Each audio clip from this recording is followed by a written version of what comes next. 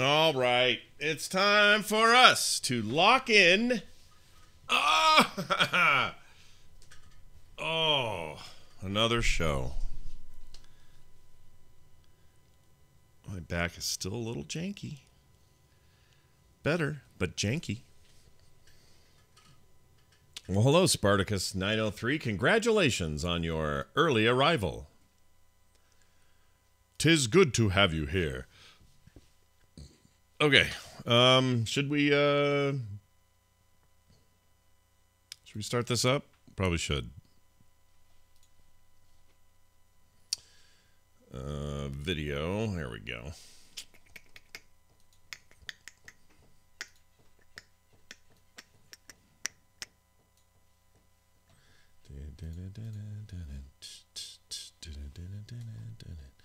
That camera seem off. There we go. Oh, hello. Well, hi. Hello. Look at you, button-up man. Oh, yes. Today I decide to wear a nice shirt today. Oh, very good. Yeah. I have Christmas party tonight to go to. Oh, this is... Wait, for who? What's work fun for your wife? One of my clients, yeah. Oh, fun. One of my clients has a company of like 5 employees, Yeah. and like, hey, why don't you come to our Christmas party? I'm like, yeah. That sounds like a party. Yeah. Sounds like a good time. For some reason my lights are turned up too high. Hold on a minute. I don't know who messed with them. Someone messed with them. I'll be right back. Well, okay. All right. I will join the chat room. In the meantime, hello, chat room.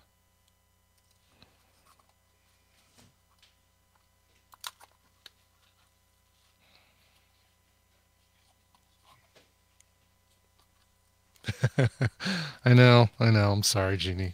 All right, let's see. That fix it. Yeah, that's better.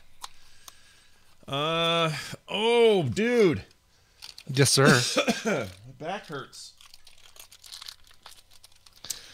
Is it better though? At least. Yeah, What's the it's percentage definitely today? getting better. Better today. Probably 50. 50%. Okay. All right. Well, that's an improvement. Yeah, 50% bad, 50 good. So half the time I don't notice it. That seems good. That's better than it was. No, what was it before? No, I'm going backwards. It's the other direction. Yeah, you want like 100% means you're fully. I'm at healed 80. and That's fine. what it is. I'm at 80. There's 20% left 80. to go. Okay. Yeah. Oh, wow. Okay. That's a big difference from 50. Yeah, I was like 60 yesterday or 70 or something, and I'm 80 now. Hi, I'm a little pink Skeletor. Look at him. I'll get you, He-Man. Yeah. You blithering boob. He's the best. What are you making? What's he for? What'd you print him for? What's the deal there? What's going on with that? I didn't print them. Actually, just got these in a Geek Fuel EXP box. I get one of these every quarter. Yeah.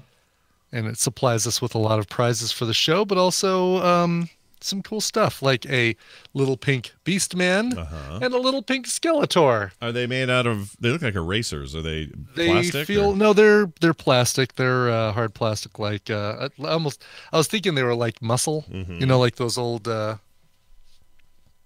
wrestling figures. And then I get a really cool bumper sticker that says Excelsior in all of the different That's good. logos of. That's good.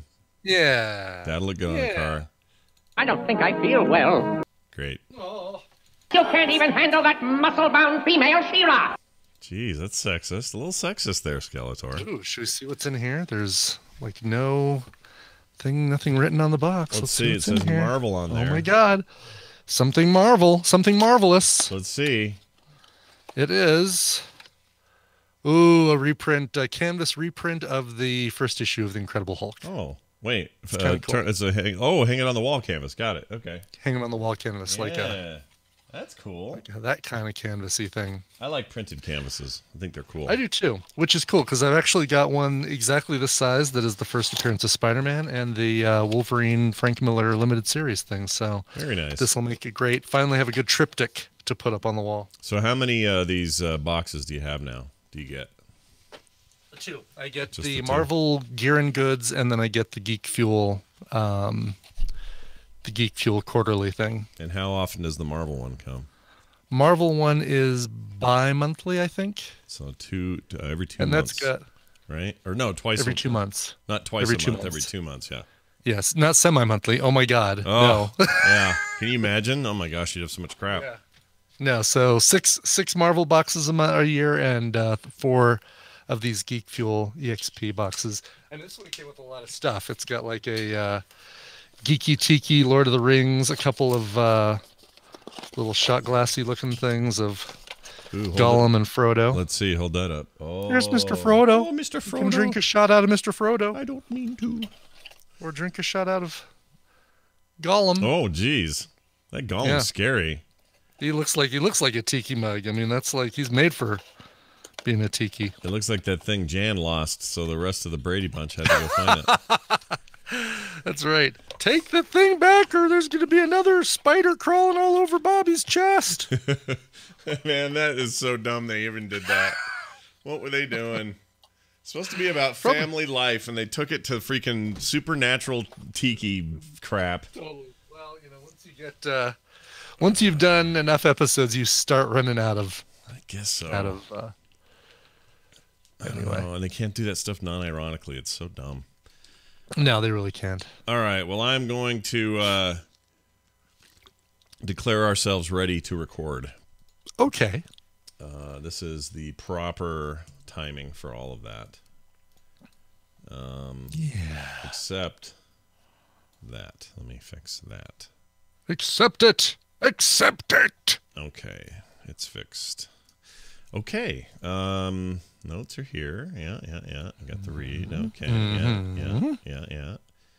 Let's see. Recording is okay. Okay, we're good. Okay, here we go. It becomes. In 3. It becomes now. It becomes a show in 3, 2, 1. coming up on TMS. Why am I doing this again? You have to watch more Bambi. Putin wants to run the rap world. That ink must be really expensive. The dude is going to get his. Or the Deuterino, if you're not into that whole brevity thing. Making things with Bill. Jury duty and more on this episode of The Morning Stream. Out you two pixies go, through the door or out the window. Look, Nick, what's wrong? No, that's another thing. Where do you come off calling me Nick? The Morning Stream. The Morning Stream. The Morning Stream. The Morning Stream. Morning Stream. Morning Stream. The Morning Stream. The Morning Stream. Death reigns from above. The Morning Stream. Morning Stream.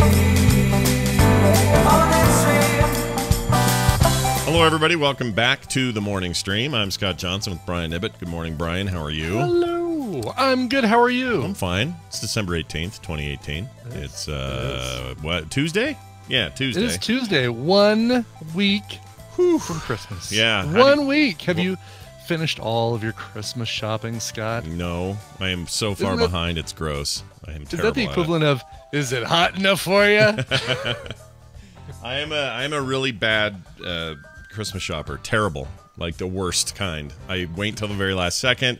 I never know what to get anyone. I'm bad at during the year I'm supposed to kind of pay attention to, oh, this is what this person's into. Therefore, when Christmas rolls around, I should be thoughtful and do that thing. And then I don't do that, so I don't know. Yeah, right. You need to. We have all these technological devices at our disposal. We should be able to say, "Oh, Tina mentioned that she really liked that scarf. Yeah. I think I'll make sure to get her that scarf." Yeah. When Christmas rolls around, and then Christmas comes around, it's like, "Hey, honey, what do you want?" Yeah, totally.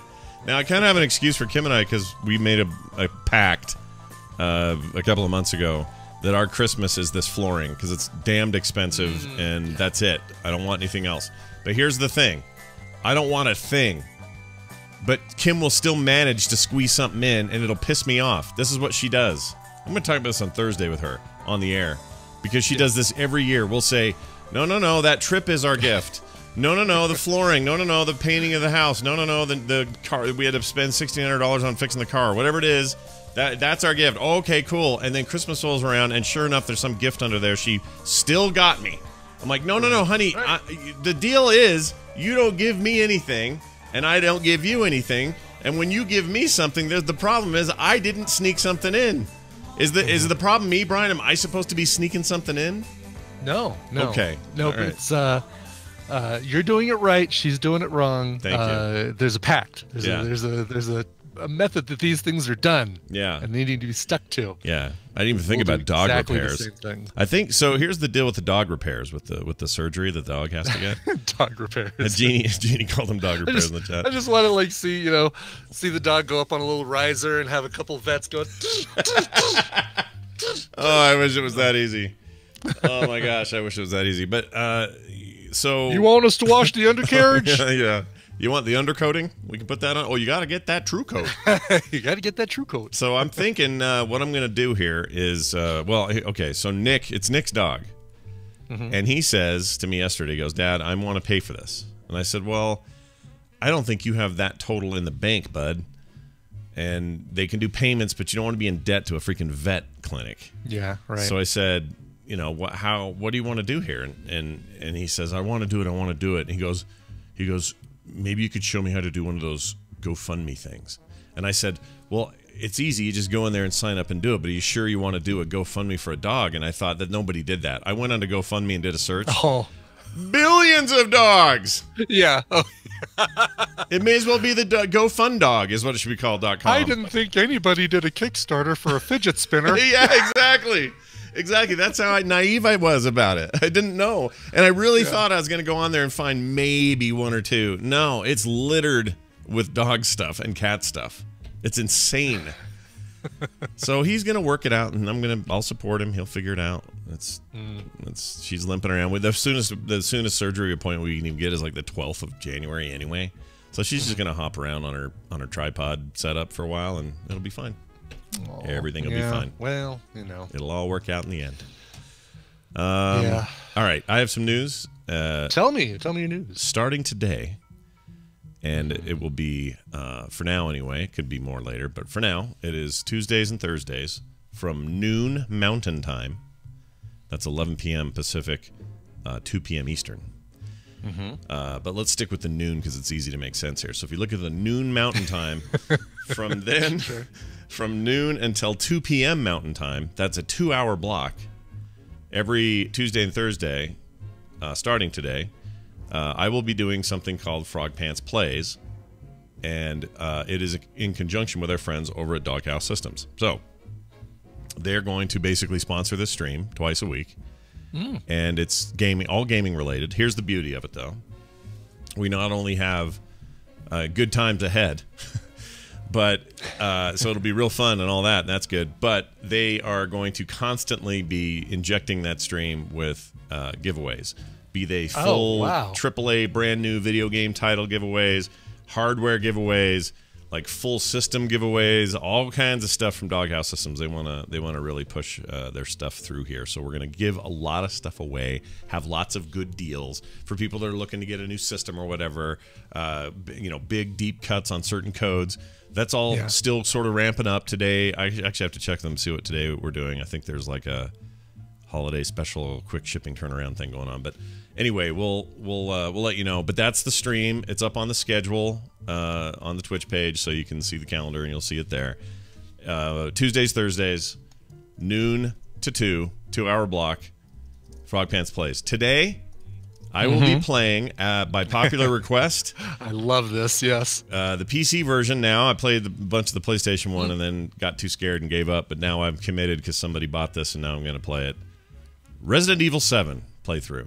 Wow. Yeah. Wow. That game scares the living tar out of me. So now here's the funny thing, though. I mean, you have already gotten through because you did that first like 2-hour Scream stream. Yeah, I did. I did. You're going to be starting over, right? You can't like that's right, move your progress over from the first game. Exactly, because it's PlayStation save, so I can't do anything with that. I have to start over with the PC version. What I hope happens is I'll get into that early bit and know what I'm doing. Yeah, right. And just rip down through to that boss where I got too freaked out and quit doing it. And we'll do that for a while. But this is going to include all kinds of stuff. Little indie titles all the way up to big AAA new releases. Like, it'll be all sorts of stuff. I mean, hey, guys, guess what? People stream video games on Twitch. Big shocker, I know. But now it'll be me, and it'll be fun, and there'll be stuff to win, and you can come hang out, and we're going to have lots of chat room interaction and hanging out and good times. So check it out. Oh, and then we'll put it up on YouTube after or something like that. So of course, yeah. Brian, you pissed me Yes, off. sir. You pissed me off so bad because yesterday you got in this wild mood of like, I'm going to go and watch that Spider-Verse movie, and I was like, it wasn't just a wild, like, it was the fact that Schleicher said we had to. Like, I mean, he let us know in no uncertain terms that if we don't just drop everything and go see this movie, we're silly people. It made me feel like the man was telling me what to do. Right. Well, he was. Yeah, I guess he kind of was. So you went and saw it. I'm dying to know what you thought. I actually went. So I went right, like basically as soon as the show opened, I fired up AMC Theaters. I think I even had AMC Theaters page up as we were wrapping the show up, just to see. And there was an 11:10 IMAX showing. No 3D showings until later in the afternoon, and I really wanted to make sure that I bundled this as close to right around lunch as possible. I knew it was going to expand both sides of lunch to our movie, but wanted to kind of at least have an hour of that qualify as me taking some lunchtime. Sure. And so I was like, all right, 11:10. That's 20 minutes away. I totally can do this. So pre-ordered my ticket, popped up the AMC thing, looked at the IMAX theater reserve seats deal, right? Yeah. And it's not in a recliner theater because the IMAX can hold way more people. So it's this big cavernous theater with all these empty seats, maybe 8 of them taken. Wow. And one right in the middle. Nobody on either side of me, heck, nobody in that row. And I'm just like, all right, right in the center, boom, that's my seat. That's where you want to be. That's great. That's where I want to be. Yeah, exactly. So hop in the car, I drive down there, narrowly miss an accident that happened in front of me. Well, it was a one car thinking that they could turn and go on the highway, but they were about to drive onto the entrance of the highway. Oh, I'm sorry, they were about to drive onto the exit of the highway with cars coming up the ramp. right. Did he hit did they hit somebody or hit just a wall? They didn't hit any cars. They went up on the side next to the cars where rocks and trees were, and I really wanted to kind of stick around and see, like, make sure everybody's okay, but also be like, wow, what were you thinking? Yeah, no kidding. But that's no, called I had a movie to go to. You know what that's called? That's a one-car pileup is what that is. It's a one-car pileup. Yeah. So got to the theater, got inside. I'm like, well, I'm going to be starving when I come out of this thing, so I'm going to go get the kids pack, the $5 kids pack, which comes with a little dinky popcorn and a little dinky drink and some sort of fruit snack. Sure. A great, good deal. I don't care. I'm enough of a man to feel comfortable with that. Sure. And at this point, it's 11:12, 2 minutes after lights go down. But I know that there's going to be previews, so I know I'm good. Sure. So I grab my stuff. I go into the theater. I start going up the steps, and I'm looking at the letters on the bottom. Okay, row A, B, C, D. Okay, F. Here we go, F. And I start going down there. It's like, oh, there's somebody in my aisle. Well, no big deal. And then I get closer, and I'm looking at the numbers on the seats. Not only is there somebody in my aisle, they just decided to plunk down in the seat that I chose and paid for. Oh, F13. geez. Yeah. Seated right at F13. Yeah, F off 13. Jeez. And so I'm like, well, it's like, there's not like it's packed. I could just go a few seats over. But I previews. If the movie had started, I wouldn't have said anything, but previews were going. I'm like, really? You just chose to sit right in the seat I paid for? All right, well, I'm just going to go over here and sit down. Yeah. We could have had a fight, but when there's less people in there, it's almost weirder, right? It does, exactly. There's no point. At that point, I'm more making a joke of, you just randomly decided to sit in this one seat. This is the one seat you chose. And it is like, but there is this piece of this that's like, well, it's a George Costanza moment. We live in a society. Like, gosh dang it. Kind of is. Why have a reserved seating if you can't figure it out? There's only 8 of us in here. I'm getting mad for you. I'm getting mad for you, Brian. Oh, see, if it was a full theater, I would have gotten mad. But it's like, this is where you can choose to be a dick and get ticked off about it. And, or you can just say, oh, I'll just go 3 or 4 seats over. It's no big deal. Yeah, that's probably the right thing. I think he might have been filming the whole movie, because I looked over during the credits. I decided to take a photo and send it to you and Steven Schleicher to say, hey, look what I saw. I saw that. And I look over at him, and he's holding his phone like he's filming. Great. And nobody films just the credits. I'm guessing that he may have filmed the whole thing, and I just didn't notice it. Wow. So that prime F13 seat is a good one if you want to film. Hold on, he was probably bootlegging from your reserved seat. Probably bootlegging from my reserved seat, yeah. Lame. Hopefully the FBI doesn't like triangulate the shape of the IMAX screen to figure out where he was sitting, and then look at AMC's website to see who specifically bought that seat. No kidding, man. Jeez. Well, all right. Once it gets cranking, though, so wait, this is not 3D IMAX, this is regular IMAX? It's not 3D, just regular IMAX. Okay. So it gets cranking. The animation style I had no problem with. I was wondering if that was the thing I was going to have an issue with, because that was early concern, the whole like the mixing fewer of frame style. Yeah. No problem whatsoever. The holy cow, the movie is fantastic. Steven's not lying. It is one that you need to go see. So you wouldn't say he oversold it? Did he undersell it? Did he sell it just right? Like if anything, I mean, he sold it just right. If anything, maybe a little oversold it, but hard to say, because I had such a great time, and I can't wait. Again, I'm seeing it again Friday. So now it's like, all right, there's some Easter eggs that I kind of barely caught because they were kind of on in the background, and the scene changed before I could really focus in on it. Now I've got time to focus in on it. I was like, okay, now I'm going to start looking at some of those things on the wall in a place. Yeah, I hear there's a lot in there, a bunch of hidden stuff in there. A lot. There's so much fan service in there that if you're any kind of Spider-Man fan, says the guy who's got, Spider-Man there and Spider-Man here and 2 over there and 1 on the wall right here. Yeah, even your headphones look like Spider-Man branded headphones. They kind of do, right? It looks like this Spider-Man thing probably came with it. No, it's separate. Yeah. But anyway, yeah, I'm a massive Spider-Man fan, so of course I enjoyed it. Yeah. Voice-wise, like the voice acting, so good. Yeah. Chris Pine is Peter Parker Prime there. Yeah, I know. That was one I didn't know until after the credits. I didn't look at the. It sounded like from Steven Schleicher that there were some spoilers just in the cast listing. And I mean, kind of. I don't think they're that bad, but the noir Spider Noir thing was about the only one, right? That's and that one got announced so early that I'd heard about it. Yeah. As soon as the world heard about it. But knowing who does Wilson Fisk's voice, I didn't realize that until the end. I saw the credits. I'm like, oh, of course. Kind of sound a little bit like late James Gandolfini, but obviously couldn't have been. Ooh, I like that. He would have been great. You know what? He would have been great. He would have been great in the MCU if he'd lived. Yeah, he would have. Gandolfini. Well, he would have been. I think he could have been a really good Kingpin. I mean, I like D'Onofrio. I think is great. Yeah. They do a movie version though. He'd be a really good Kingpin if he wasn't dead. I mean, better than Michael Clark Duncan. Well, or no, he was all right. Yeah, it was Michael Clark Duncan. It was Michael Clark Duncan. Yeah. Hey, boss, he'd say with a mouse in the prison. That's right.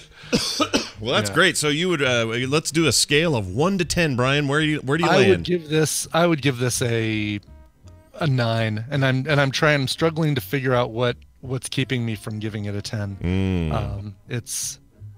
It's solid, and it's got a fantastic, like maybe my favorite post-credit stinger of any Marvel movie. Really? And I'm throwing in, and I'm including shawarma in there. I'm including there are some good post-credit stingers.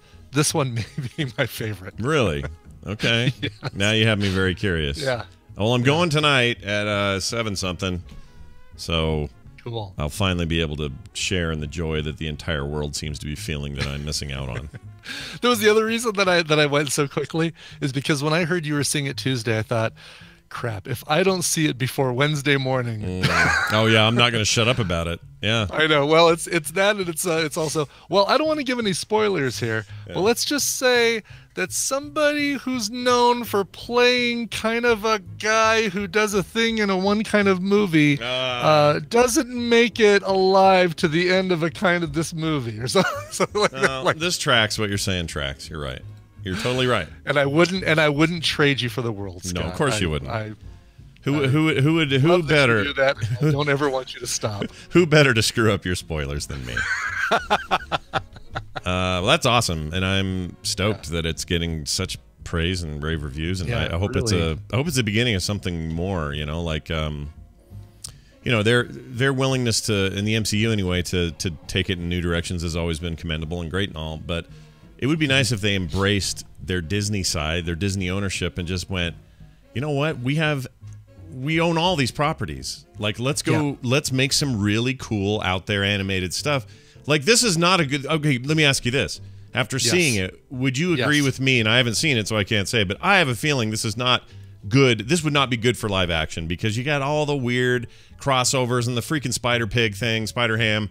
Like, you're not going to... You can't do that in a live action movie. Can't do live action. No, this was made for delivery, not just in animated form, but in this style of animated form, a very urban, raw. You start noticing little things like when Spider-Man shoots his webs, there's like a little tiny word "thwip" that that just appears on screen. It's like stuff like that. It's just has to be done. Yeah. And this, okay, let's say Marvel doesn't do the Fantastic Four movie like I suggest and do like the 50s style, science kind of thing.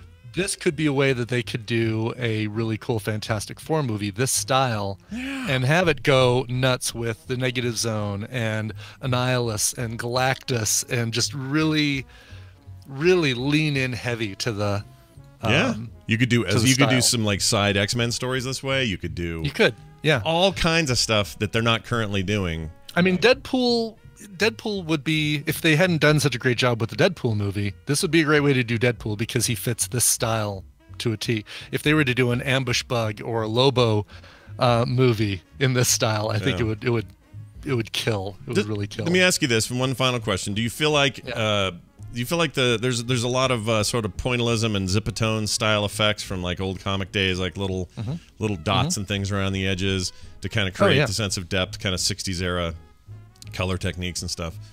Does that feel like a gimmick, or does that feel well placed in the movie? It feels appropriate to the style of action and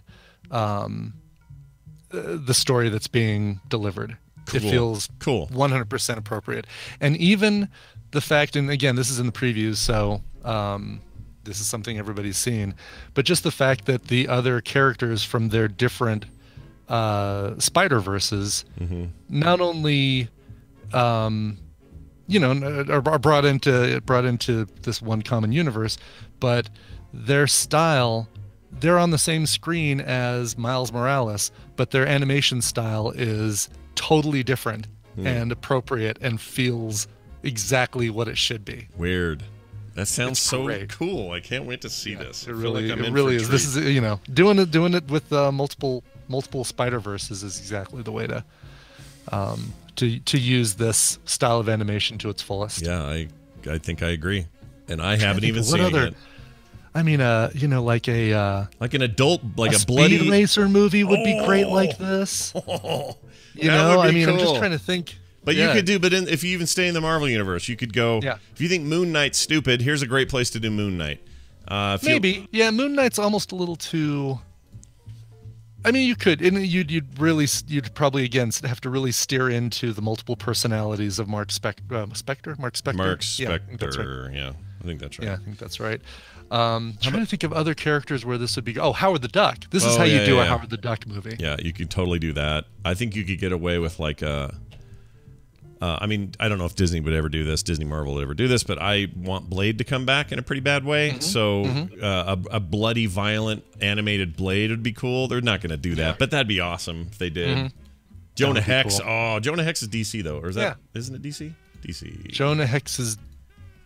That's one of those that I'm not sure of. Yeah. Jonah Hex. Hold on, I can tell you now. It's Jonah Hex, Western Comic Book. Yeah, DC. That's not Marvel, unfortunately. Spawn. Spawn would be great. Spawn's good, but it's Image. But yeah, Spawn would be cool. Yep. Remember that Spawn? Did you ever watch that Spawn animated show on HBO back in the day? I watched some of it when we were talking about it. I pulled up a YouTube video and watched some of it, the animated one. I loved that. Dark stuff. Yeah. Yeah, it was real dark. There's some stuff in there. I recommended Sally Forever on HBO a while back. That was the toe in the butt. Oh, toe in the butt. Yeah. Yes. They did something. It wasn't last night's episode because I think the series finale is tonight, or the season finale is tonight. What's it called again? And I think we're two or three. Sally Forever. Okay. But we're 2 or 3 episodes from the end, and they did something last night on the show that topped toe in the butt. Really? And I can't. Wow. Like. It's like I don't even know if they would do this sort of thing in a Judd Apatow movie. Wow, toe in the butt is something higher than toe in the butt. Something higher than toe in the butt. All right. It's such an uncomfortable show because almost every character in that show is unlikable. The main character is likable, but she kind of is so mousy that she lets all this stuff happen to her and doesn't do anything about it. Yeah. That's almost unlikable, but you still kind of are rooting for her. Yeah. But it is Office at its most awkward. Oh, all right. Yeah, that's more awkward. The show Lesarge is Sally Forever. Sally number 4 ever, and it's on HBO. Oh, it's a 4, not a FOR.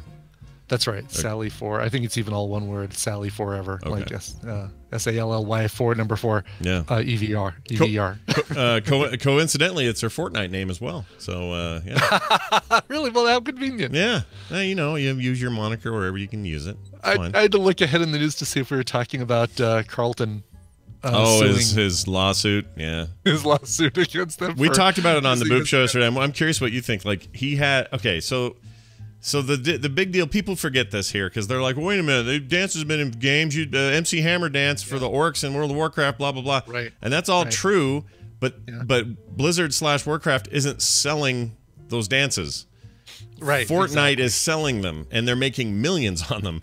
So I kind of get it. Like, I mean, if you can copyright/trademark a dance, and I don't know what case law there is that says you can or can't, but if you can, Carlton should get his due. I agree 100%. I think that this is a good example of where, all right, it's intellectual property. I don't know if Alfonso Ribeiro created it or if it was the producers of Fresh Prince of Bel-Air, but it feels like a Tom Jones dance. Why do I feel that way about it? Because it goes so perfectly with "It's not unusual to have fun with anyone." Yeah, exactly. Like it feels like that's where I maybe had first seen it. But that's the big question: can you take dance moves, which are iterative of other dance moves, and say, "Well, this is mine, therefore I own it, therefore I can sue for it"? Like that part is an unanswered question. However, if they can determine that that's true, that Alfonso Ribisi or Ribieri, or whatever how you say his name, if they can prove that Carlton invented that dance, then he should be compensated if you're going to sell it. And I understand it just being a GIF or something. Nobody cares. It's free, but How long do you think Axl Rose would wait if they did his like little snake microphone thing? You know, as like another buy-on for or add-on you could buy for Fortnite. How long do you think he'd wait till the lawsuit came out? I mean, right now you got that rapper B Millie or whatever his name is. You got this dude. Who else? There's somebody else suing. Anyway, I think it may spawn others to look at this. I don't know if the Axl Rose dance is in there. Hold on. It might actually be. No, I don't think it is. Hold on. Night dance. This is gonna be really funny if. But I imagine if they started voguing, I think Madonna's lawyers would be on the phone in a hot second. Yeah. Okay. Okay, you're right. It's not there yet. Yeah. No. I always forget Axl Rose as AXL Rose. Yeah. Forget that. Stupid. But did you spell it? Did you spell it with an E at the end of Axel or E before the L in Axel, like he's the Beverly Hills Cop character? Cash and checks. The law firm of Axel's Rose and Foley. There you go. There you go. There's a movie I haven't seen in a while. By the way, before we go to the news, I have a recommendation if you're trying to make the time pass while you're on the treadmill. Big Lebowski. That's a great way to do it. I was watching that this morning. And the new iPad, by the way, the iPad Pro 12.9-inch has when they got on stage and said the speakers are way more dynamic and louder and better range. And I went, okay, sure, you say that every time. My gosh, those things are like... Really? You can crank them up like really loud and you get like almost bass out of it. It's weird. Anyway, cool. I had that cranking sitting on the little panel there, and 35, 40 minutes just went... Because I was watching the dude deal with, Bunny getting stolen. It was great. It was real good. Shut up, Donnie. You're out of your element, Donnie. I'll stick a gun so far up your ass and pull the trigger until it goes click. I know I got the line wrong. I forgot it was John Turturro, honestly. Turturro's the man. You don't mess with the Jesus. Yeah. And his whole like... his whole style and everything. Just calm down, man. I'm calmer than you. Calm down. I'm calmer than you. It's such a good movie. Oh my gosh, it's good. Anyway, on a completely unrelated note, if anyone wants to make an offer for my current model or previous model generation iPad Pro 12.9-inch, comes with an Apple Pencil and a whole bunch of accessories, shoot me an email. Let them know. Yeah, I think that might be my next Apple purchase. Well, I did it for obviously business reasons, art reasons and things. Sure, much better drawing capabilities from what I hear. The new pencil's awesome, and it was already good before this, but it's like best thing you can do right now. But the problem is that if the dog had hurt himself or hurt herself right before that, it would have had to have been that I bought and not this thing. So now I'm in this weird position of like, well, I'm not giving up the iPad. I'm not getting rid of the iPad. Hey, I wonder if there are any Indiegogos for buy Brian a new iPad. Yeah. GoFundMe / Brian needs a new iPad. All right. about some Anyway. news? Let's do the news. This is Let's your get radio to news. newscaster with another exclusive, sensational summary of world and local events. Hey, check it out. It's the news brought to you by... Brought to you by all the red people that listen to us in Australia Oh my gosh, that's perfect. on their headphones. So recently, some very, very kind, nice people have emailed in from Australia, and it reminded me just how great our Australian listeners are. I don't normally like to segment people out or go, one's better than the other. I'm not doing that. I just want to say that for whatever But reason, clearly our Australian listeners are the best. they're pretty great. They're pretty great. And so I want them to know that. And I appreciate all of them. And you guys have been around forever. And we just don't say enough about our Aussie listeners. So Yeah. thank you all for being rad. Okay, let's get to it. Sure. You ever been to Missouri? I've been to Missouri several times. Been to St. Louis. Been to Springfield. I think the Springfield News Leader was one of my first installations, solo installations. Nice. That's not the one where I locked myself out of my rental car, but I think it was right around then. Well done on that, by the way. That rental Yeah, car thing. thanks. Yeah, Thanks. Should be a... Well, it was more a situation where I'd never driven a newer automatic before, and I didn't know that you had to put it in park to be able to take the key out. Yeah. And I didn't have a cell phone, so I had to get into the hotel to call to find out how you get the key out of the rental car. Oh. And it kind of got locked in there, which was fine. It's like, well, they got my luggage out. I've checked in. I'm just gonna leave it here until they can get here. Have you ever Go used have dinner in the what do you call it? AAA? No, a Slim Jim, the little... Oh, a Slim Jim. Yeah, No, never had to do one of those? No, I've never had never used a Slim Jim, nor to the sadness of who was that wrestler? Oh, Shoot. Macho Macho Man Randy Savage. Randy Savage. Macho Man Randy Savage. Yeah. Much to the chagrin of Macho Man, I've never eaten a Slim Jim either. You've never snapped into a Slim Jim? I've never snapped into a Slim Jim. No. Oh, that's sad. What would he say? What would Randy Savage say? The poorly departed Randy Savage. He'd say, I pity the fool. No, he would not say that. he wouldn't say get in trouble with Hulk Hogan. He'd say, can you smell what Randy Savage is cooking? Oh, still not his. It's not his. No. He'd say, I'm the Undertaker. No, he wouldn't say that either. The Undertaker's big line is, I'm the Undertaker. I'm the Undertaker. Because I couldn't come up with a third one. Comedy comes in threes. I mean, you just named all the wrestlers I know. I don't know anybody else. Did Andre the Giant have a tagline besides I put my finger in your butt. Glad Pilot Roberts? Yes, I'm here for your soul. He was always checking people's oil. He was famous for. Did you ever hear about that? No.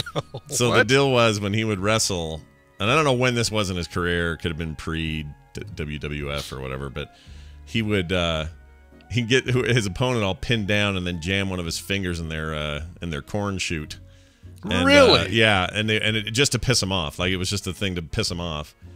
And he was famous for this for a while. And I can't remember where I read this. I got to look it up. Jeez. But they used to go checking for people's oil or something. Make sure that if you're going to wrestle Andre the Giant, make sure it's the first match of his for the night. Yeah, you want to be his you first don't want victim. to be the second guy to fight Andre the Giant. No kidding. And just I mean, I don't want to get too detailed here, but I don't know if you've seen his.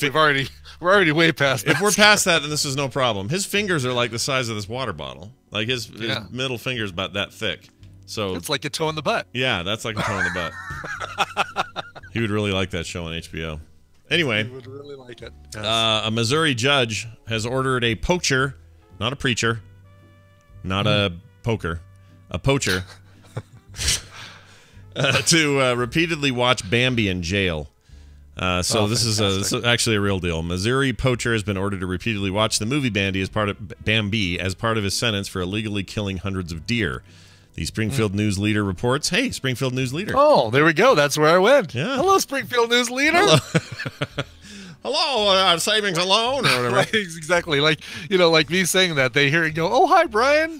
We remember you from 1995, 1996." Hello, building and loan.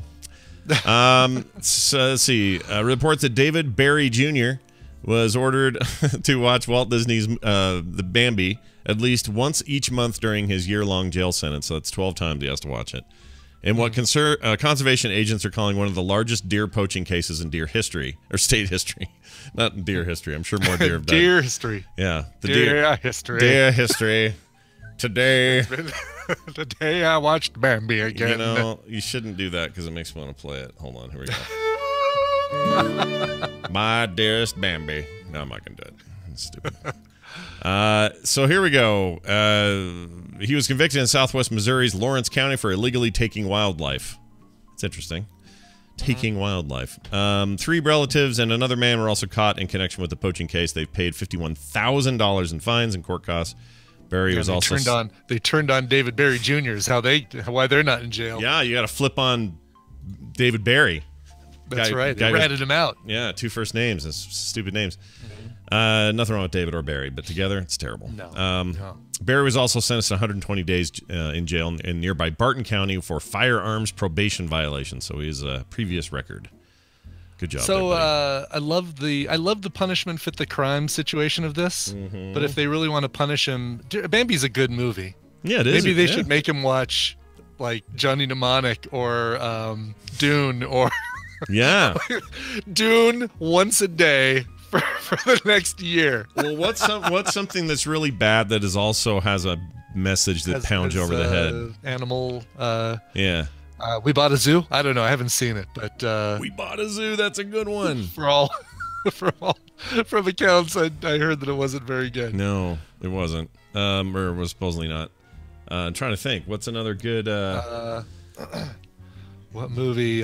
Powder. You can make him watch Powder over and over. There was a scene where oh, right, because Powder brings the deer back to life. Yeah, and he goes and he's like all sad, touching the deer because he can tell how upset the deer was as he's dying, and then the deer comes back. I think is the deal.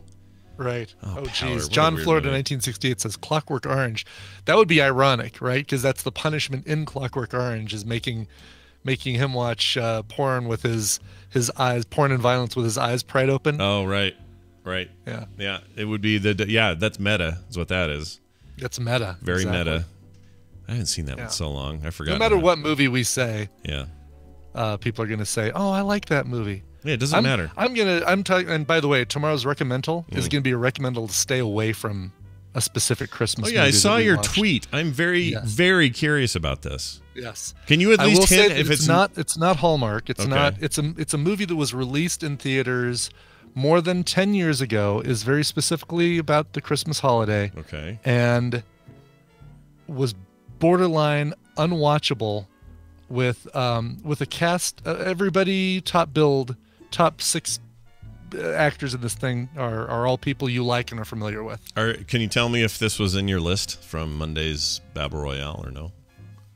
Was this on there? That's a good question. No, it was not. Wasn't that big then? It was less than it was higher than number 25 on the list. Is it? I shouldn't guess. I'll just wait until Wednesday. You can guess. I'm not going to tell if you're right or not. I'll be curious to see what your guess is. 10 years ago. More than 10 years ago. I don't want to give a specific year because it makes it a little bit easier for people to track down. Early 2000s, though, right? Ish. That is what I would say. Yes. Okay, in that range. I would say early 2000s. Boy, I don't know. I'm trying to think of a movie that was released in theaters about Christmas that sucked. Yes, Powder, Squishy Twitchy. Back to Powder. This is like the Powder episode. Yep, it is. I used to like Powder. I don't think I'd like it now. We should do Powder for Film Sack. Film Sack should watch Powder. I'm surprised we haven't. Have we? Oh, yeah, we did the John Travolta one, right? Yeah, what was that called? Intuition. Nope. I will change the world. He goes outside and does this at the start. What was that called? I'm trying to remember. Premonition. Nope. Superstition. Phenomenon. Phenomenon. It wasn't even close. I knew it was a single word. Powder's not great. Rainbow Bright. It's okay. It's not great. I don't know. Maybe it is. Maybe I've forgotten. I need to watch Powder again. Powder it's got your Mary Steenburgen and Lance Henriksen, who's always good. Right. So points for those things, I guess. Okay, so this Christmas movie. Yeah. Again, I don't think I'm giving anything. I hope I'm not giving anything away.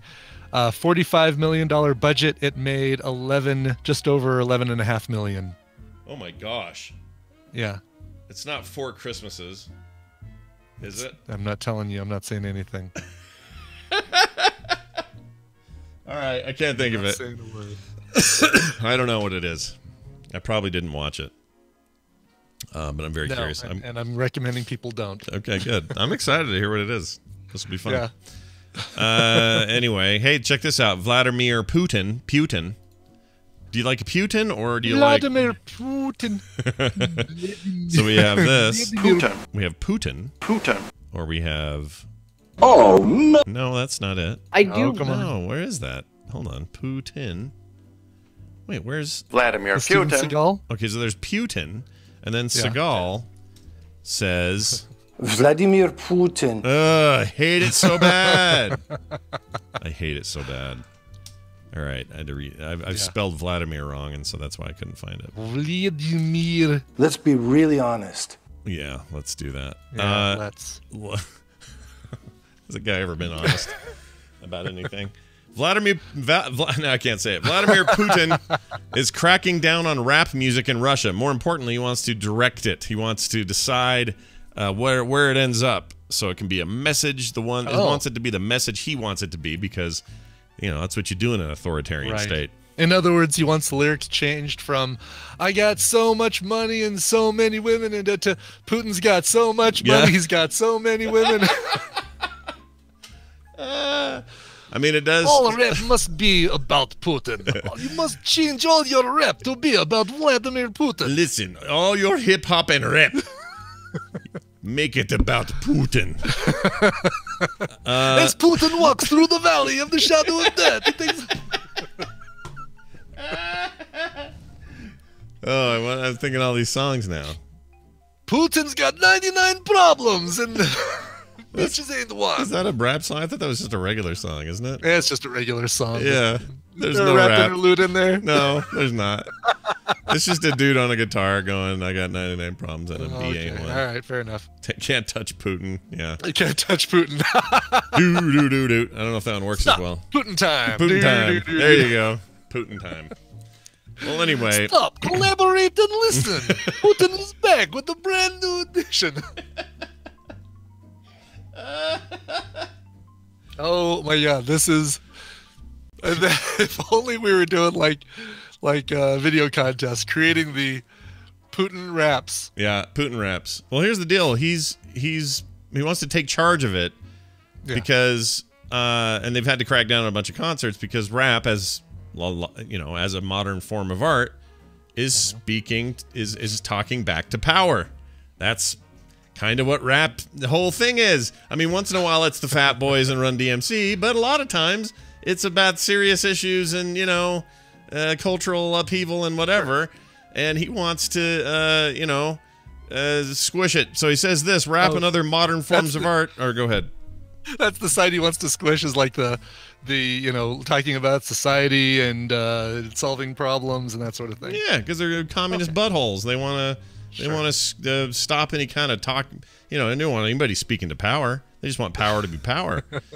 He says this: rap and among other forms of modern art, or forms of art rather, are rested upon three pillars: sex, drugs, and protest. Putin said in a meeting of the Presidential Council for Culture and Art in St. Petersburg.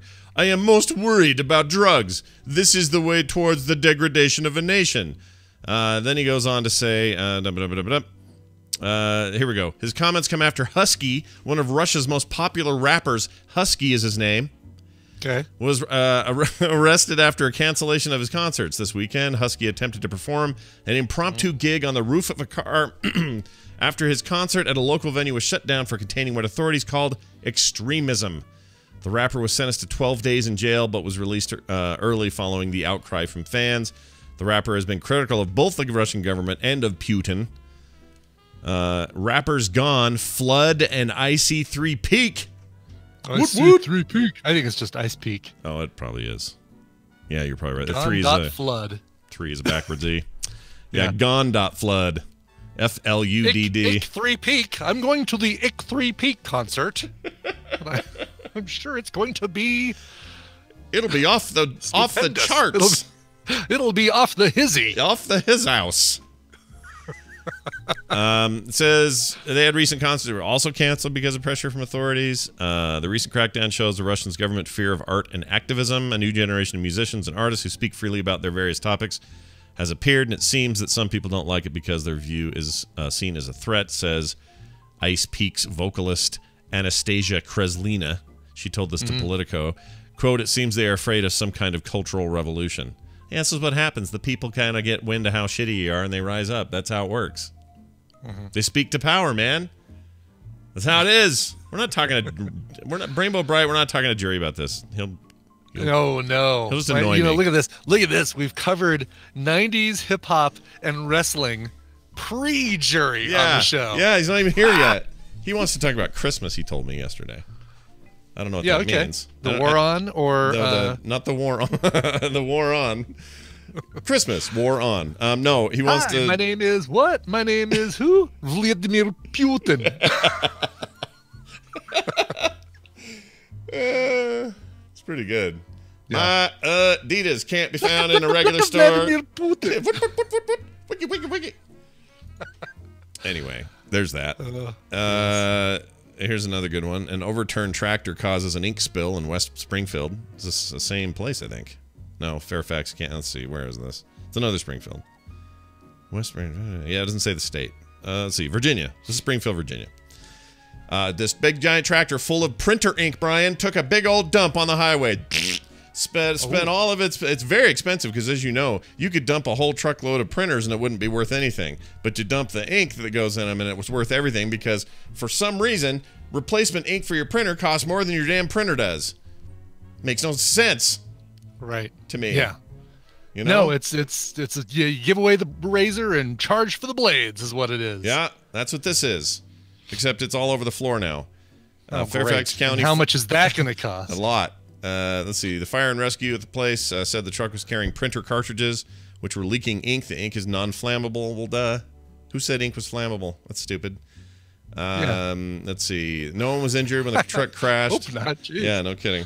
Let's see. Reading along here. Drivers should seek alternate routes till they get it cleaned up. But yeah, if you're wondering where your HP inkjet printer ink is, it's on the freeway somewhere in Fairfax County, Virginia. And in other news, the road is now going to be called Magenta Road. Ah, good. Cyan Circle. Cyan Drive. Yeah. Oh, is that okay? Cidian clears it all, or not Cidian? Sorry, I-Corp clears it all up. Printer ink is made from unicorn blood. That explains why it's so expensive. I get it there now. you go. Thanks, I-Corp. That totally. Yeah, that explains it. I appreciate that. Yeah, the highway is now rich. It's like gold was spilled. Right. Final. That is the thing that they figured out, by the way, is the highest price per ounce. Like, people complain about gas, and you say, well, you buy a Pepsi, and that's X amount for a gallon. I think if you look at how much a gallon of printer ink is, it blows away gasoline and any other purchasable fluids. Yes, they'll never sell. Notice that people far, I said purchasable. Purchasable fluids, right? That's important. Yes. Yeah, there's certain fluids you can't purchase. They're just how priceless. much for a gallon of printer ink, please? Yeah, $38. There was a deal on Gizmodo a couple weeks ago where you bought this cheap $35 HP printer, and it's one of these new they're trying to figure out different ways to make money from you, right? So HP is like, we'll actually keep supplying your ink as long as you only go over as long as you don't go over a certain number of pages per month, or for every page you print, this thing always has to be hooked up to the internet. Right. And Gizmodo did the math and figured out that you can actually, if you print 10 pages on this thing per month and no more, then you will just constantly get a lifetime supply of free ink from HP because of the way their contract is working. Really? Yes. All right. I'd do that. Mine are all laser printer. Well, I have two. They're laser printers, and they're also Don't you still have expensive. toner though for laser printer or no? It's still toner. It sucks. Yeah. But the reason I say that is they're also expensive. Whatever, printing sucks. I hate printing. Printing's lame. I wish you didn't have to do any printing. Let someone else print. I don't want to print. Right. It sucks. The only printing I want to do is 3D, people. That's right. Everybody got all excited in the 80s and 90s. Oh, printing. You can print at home. Check it out. They'd never be able to do this before. freaking nobody cares. Who cares? I've shown you these, right? My 3D Pokemon badges. Yes, they're beautiful. Do you have the other two or just the one there? I do. I have all 3 right here. So that's your Instinct. Yeah. Here is your... oh, no, I'm sorry. That was your Mystic. Here's your Instinct. Oh, yeah. Look at that. And then I painted one just to see, just play around with it. This is your Valor. Oh, very nice. Yeah, Yes. those are cool. And these are going to lucky winners of the Pokemon Go podcast listenership. These right? are going to patrons of the Pokemon Go podcast. But Nice. by being a patron, you're a winner. You're always a winner. It's true on this show as well. If you're a patron, you're a winner. That's true. Yes. What 3D print thing should I do for people who are patrons, like high level patrons of TMS? I don't know, for like 2019. We should talk about that. Figure out. We should. We're gonna do some tweaking to this stuff anyways, so we'll come up with something. I could do a 3D print a fish sandwich 1 month, and 3D print a Guitar Hero. You know, a guitar from Guitar Hero, like all little. You should do a ship's phaser. You should do one. Exactly. That's how we do it. It's little 3D printed things from memes that we mentioned on the show. I like it. Oh, by the way, I forgot to say at the top of the show, I'm such an idiot. Dog and the cat got Rainer and the cat got in a giant fight yesterday. Ooh. And we couldn't figure out why the dog was so up in arms, just freaking out. And we're like, you two get away from each other. What's going on? And then Rainer comes wandering back in the other room, and she's still just kind of whining and jerking around and shaking. And I look at her head, and I notice there's something, looks like fuzz or something on her head. And I'm like, come here, and take that off your head. I go in there, and they start digging around, and they find out it's this cat's claw. Oh, wow. Jeez. The cat's claw was jammed. Which you're holding on to as Exhibit A. Yeah, I just wanted to show the chat room. Enter this into evidence, please. Yeah. This thing was jammed into her skull and left there by the altercation with the cat. Yeah. So I kept it. I kept it so I could show the show. Now I can throw it away. But yeah. And it must have hurt the cat too, because it's really ripped out at the bottom here. Like it looks like it was just torn right off his poor paw. But those two, dude, they just cannot get along. Anyway. Final story. Jeff Bridges, who has no ink spilled on him, is going to receive the Golden Globe Cecil B. DeMille Award. That's awesome for him. Jeff Bridges will receive this award at the 76th Annual Golden Globes. That's in Hollywood and happening soon. The Cecil B. DeMille Award is a Lifetime Achievement Award for film that was given out by the HFPA in 1952, when the inaugural award went to DeMille himself. Since then, recipients have included Walt Disney, Judy Garland, Kirk Douglas, Alfred Hitchcock, Clint Eastwood, Barbra Streisand, and in the last decade, Martin Scorsese, Robert De Niro, Jodie Foster, George Clooney, Denzel Washington, Meryl Streep, and Oprah Winfrey. You get a Golden Globe, and you get a Golden Globe. It says Bridges' first major role came in '71 with The Last Picture Show, and he received an Academy Award nomination. Other films have included Thunderbolt and Lightfoot, Tron, Starman, Against All Odds, The Fisher King, The Big Lebowski, True Grit, Hell or High Water, and Crazy Heart, for which he won an Oscar and Golden Globe. His latest film is Bad Times at the El Royale. 76th Golden Globe ceremony takes place Sunday, January 6, 2019. It'll be hosted by Sandra Oh and Andy Samberg. How you like that lineup for your hosting there? You think that'll be fine? I like it. I like both of those people. I've never watched a full episode of Grey's Anatomy, but what I've seen of Sandra Oh, she's great. And that Killing Eve is supposed to be awesome. That's on Tina's and my list to start watching pretty soon. We just finished Making a Murderer last night, so it might be one of our next things. Nice. Well, I'm in on but I always love Sandy Amberg. Yeah. Andy Samberg. Sandy Sandy Bamberg. Hamburger. Yeah, no, that'll be fine. So that's coming up, and Jeff Bridges deserves it. He's the man. He's the dude. Yeah, totally. The Golden Globes is another good one for start watching. If you watch any Academy Award shows, if you watch any award shows, Golden Globes is a good one to start watching on TiVo about an hour in, and then fast forward through all the crap. It's like I'll watch the Jeff Bridges speech because those are always fun and interesting, and I'll watch the comedy bits, but man, some of those speeches just kind of go on forever and say the same thing. Plus, it sounds like a restaurant in there, and everyone's getting drunk and eating, and it's weird. It really does. People have to walk awkwardly through tables to get to the damn stage. Around, exactly. We need. Can you deliver this bottle of wine to table 8? Sure. Yeah, it's weird. Yeah. And they're all these sloppy celebrities. Jeannie, I'm with you. I don't like award shows. I'm right there with you. Yes. Brian likes them, though, for some reason. I like them. They're fun. Brian, They're fun. Brian likes a good award show. Well, Yes. I like a good break with a cool song, and we're going to take one now. Brian will present it, and then when we come back, we'll get Bill and Jury all up in this. But for now, a song. Brian, what do you got for us? You get a song, and you get a song, and you get a song. It's all under your chairs. Look. We're going to Denmark for this one, to a town called Ebeltoft in Denmark.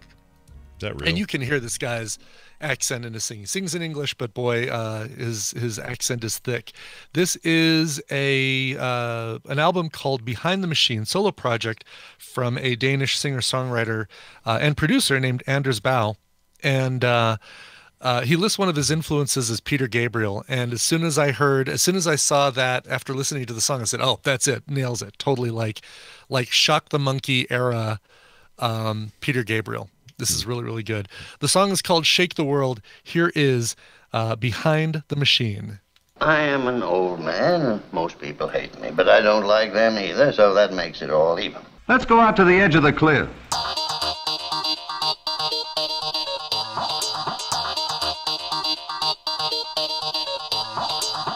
This is the Morning Stream, where you get to be the man.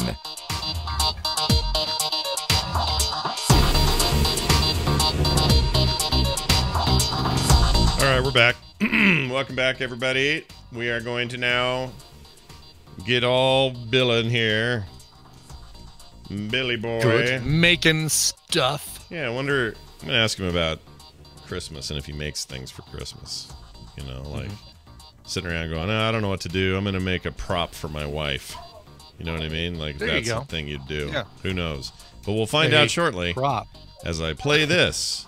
But Bill just isn't thinking about danger. Never is Bill thinking about danger. It's Bill Doran, everybody, from Washington State, who is here from punishprops.com, as always, on our Tuesday to talk to us about the world of being a maker and what you could do to improve your stuff. Bill, how's it going? Doing pretty good. Oh, it's Got fantastic. my coffee here. Yeah. Are you working in you're working in Daryl Skill's office today, right? Yeah, is that what we're hearing? some nice ambient sound. I like it. That's right. Oh, yes. Oh, Britt's yeah. making something in the kitchen, it looks like. That would be Brittany and one April Ness. April Ness? What is that Wow, about? Viking lass over for some coffee this morning? Jeez Yep, Louise. picked her up from the airport. Wow. Wait, I thought she lived there now. Oh, no, she does. She just coming back from something?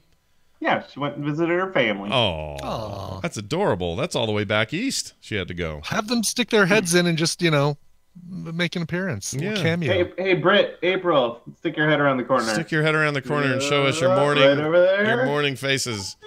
Here they Maybe come. they didn't hear me. Oh, They heard me. that's fine. All right. Well, here they come. Oh, Hey. there's one. There's your wife. Hey, Brett, Oh, and taking the the cat, cat. too. Yeah, I got the cat. All right. Oh, there she is. The whole family's she's eating here. some kind of bagel unit. It's fantastic. Looking good. Hashtag squad goals. The cat is really thrilled to be. The cat is going to rip into Bill's head and Yeah. leave a claw. It's gonna eat your His face. scalp in a minute. That's awesome. weird, the lag. Yeah, I haven't seen Thanks, guys. April in so long. It's weird.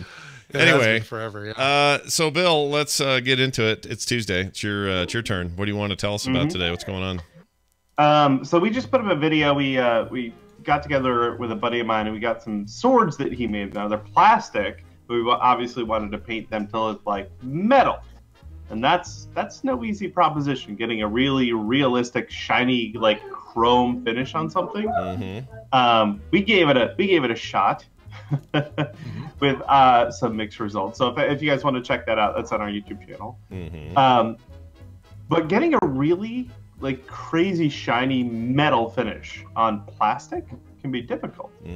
Now you can get plastic chrome plated. You can actually get metal plating scienced onto the plastic. Yeah.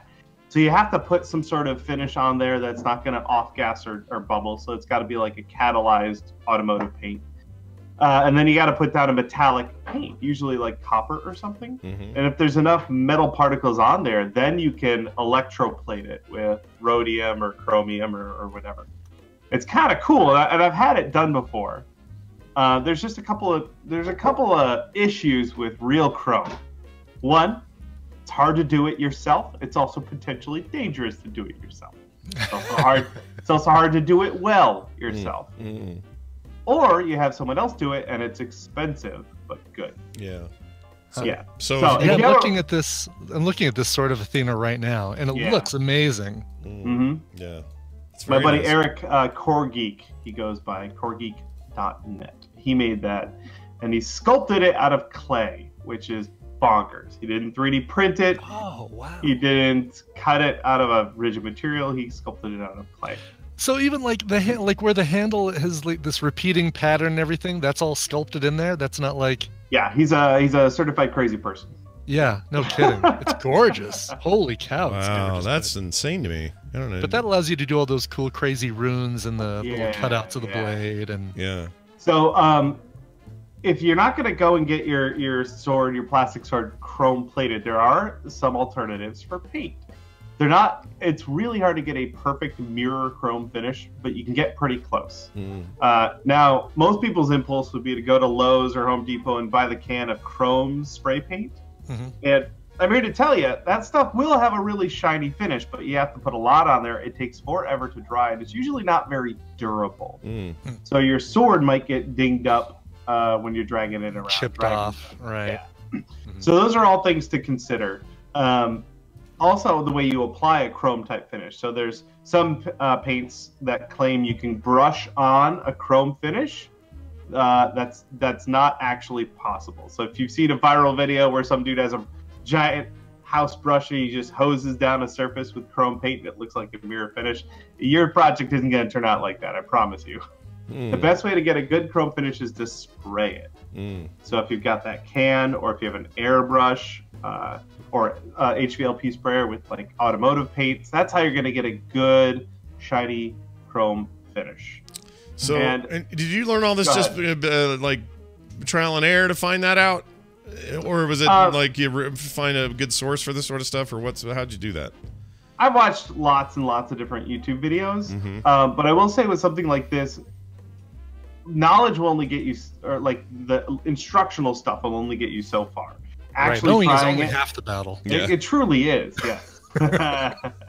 The other half is blue and red lasers. Right. Nice. So yeah, actually getting your hands on some of these materials and trying them and understanding how they work, how to apply them really well is what it comes down to.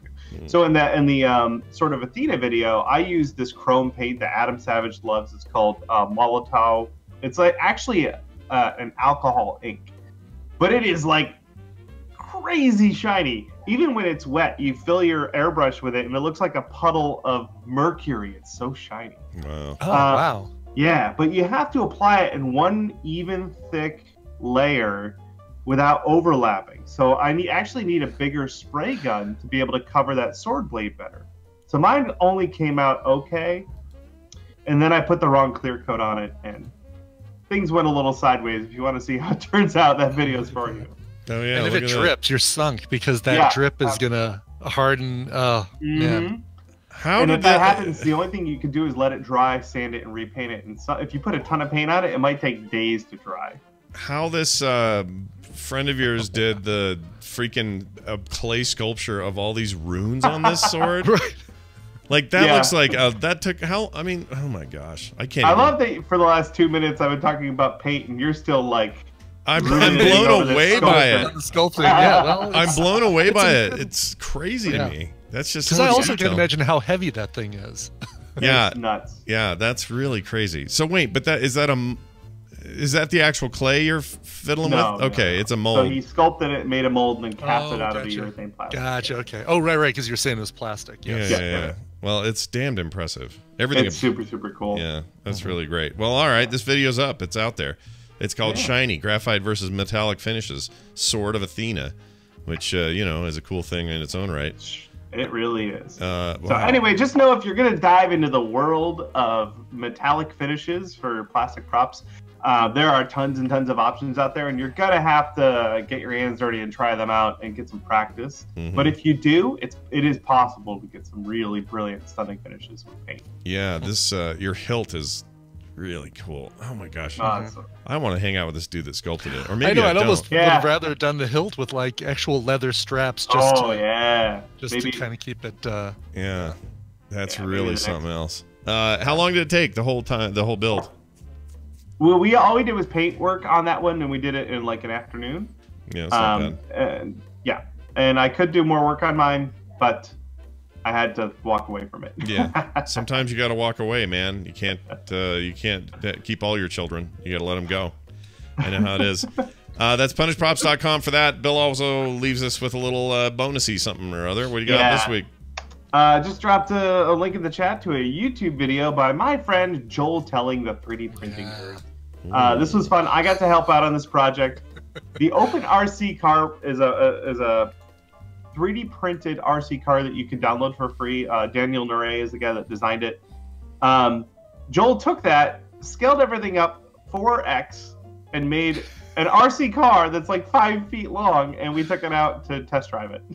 Oh, no way. So cool. This is what you do, by the way, when you've got like an eighth of a roll of filament left, and you just like, oh, I need to print something. I know, I'll print a chunk of this car. Yeah. And then you end up with a car that's all multicolored. Right. Oh, yeah, look at that. There's like every possible filament color in that car. Yep. That's so awesome. That's very cool.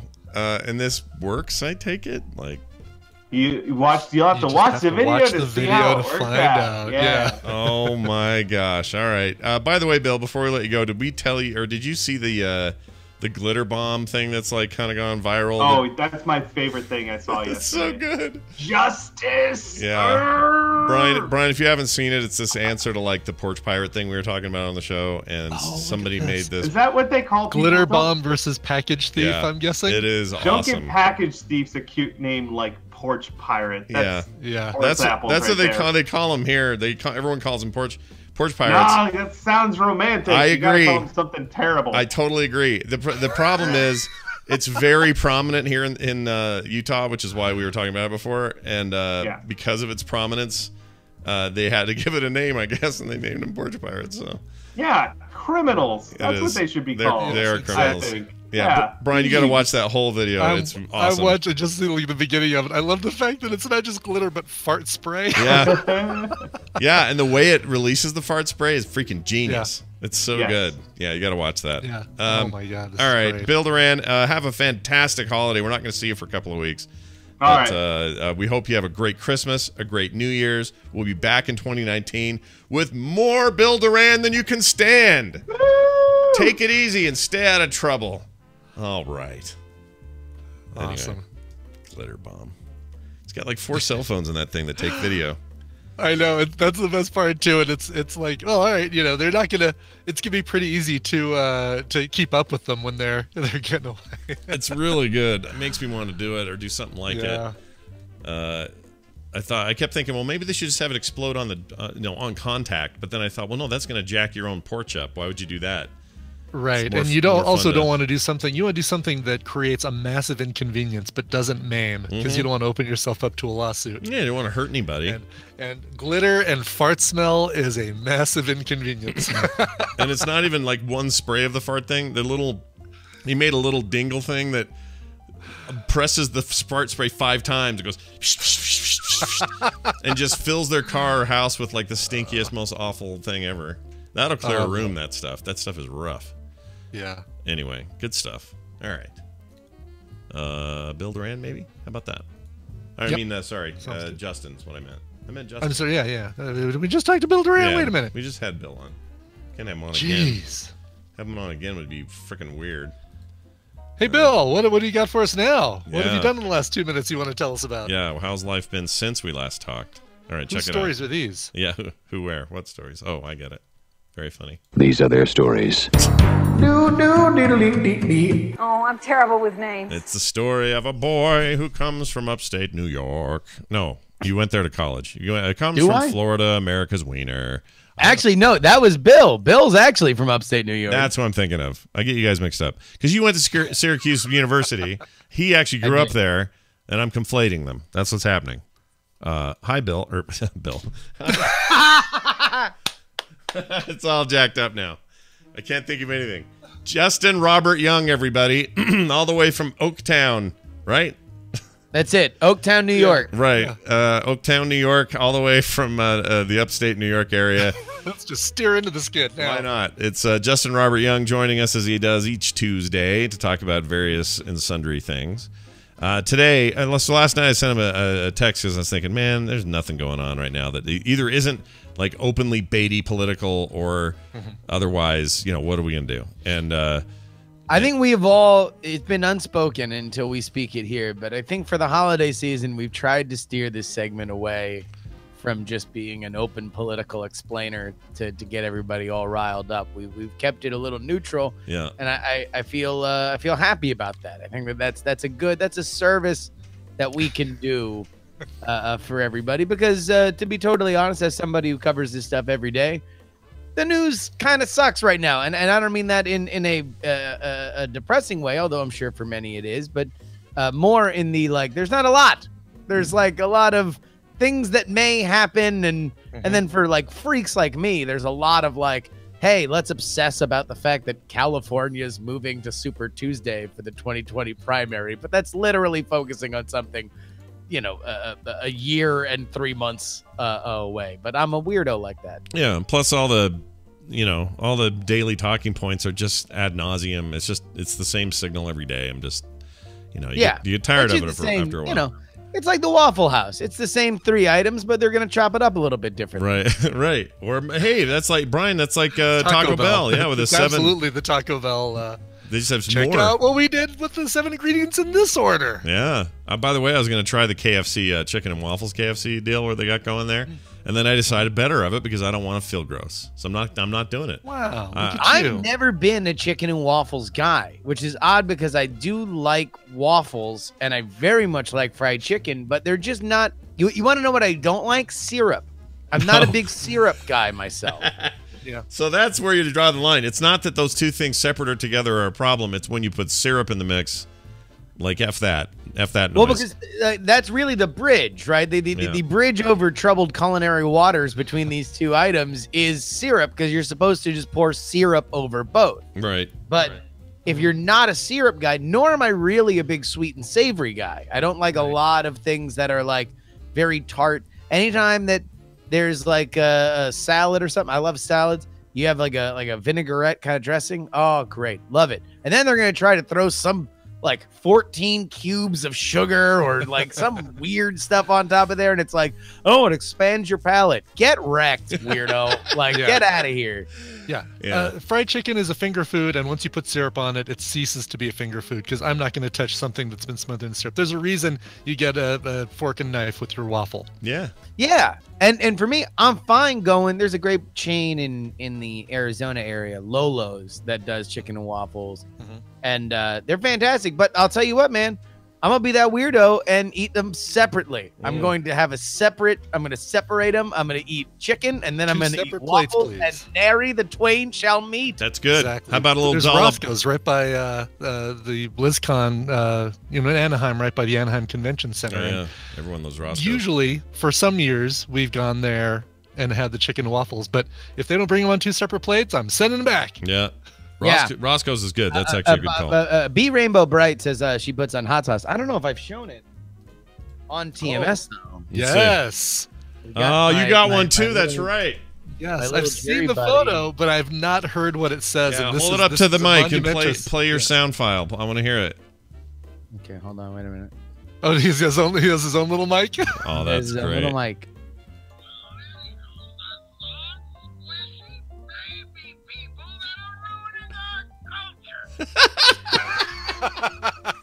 I think that's from an Unfriend Me intro, but it's millennials are soft, squishy baby people that are ruining our culture. I think you're absolutely right. Here, mine still says this. I don't like people who fart when they pee. Another classic line. People who fart when they pee. Look at that. You got the Johnson. You got the jury there, and then Ibbott. You got yours, buddy. Got to complete the 3. Yep, there he is. The best prep session. And then didn't it's Dunaway... like my favorite thing in the world. I just love him. I know, it's amazing. It's my favorite thing of the year. Christmas is over as far as I'm concerned. It's like the best thing I ever got.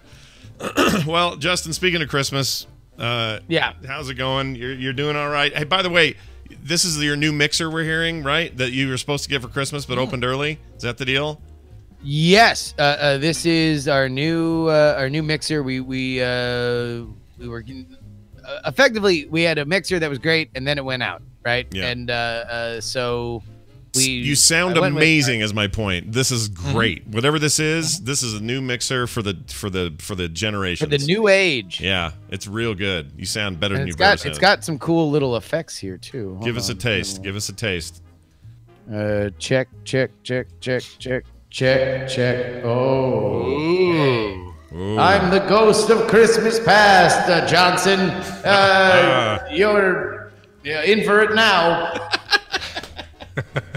Oh, me too. Oh, wow. Weird. You could get it from both ears, Scott. Wait, is that in your mixer also, Brian? You have that That's deal? in my mixer. Yeah. Mine doesn't do anything. I have just analog work-a-day mixer that's just like a blue-collar, go home at night, kiss his wife and kids, feel good about his hard day's work, watch the evening news, and go to bed kind of mixer. All right, virtue signaling Bob Cratchit. We get it.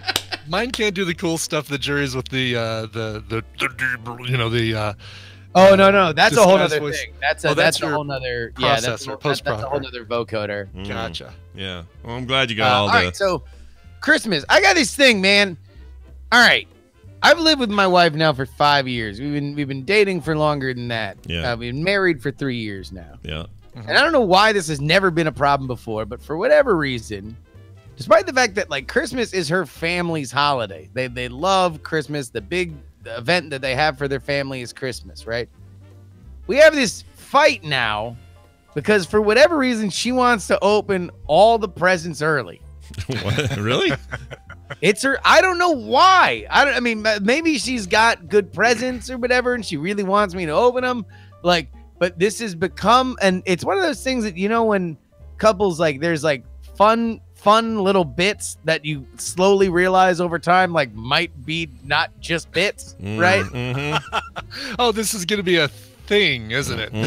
Exactly. And so it started with her just trying to trick me.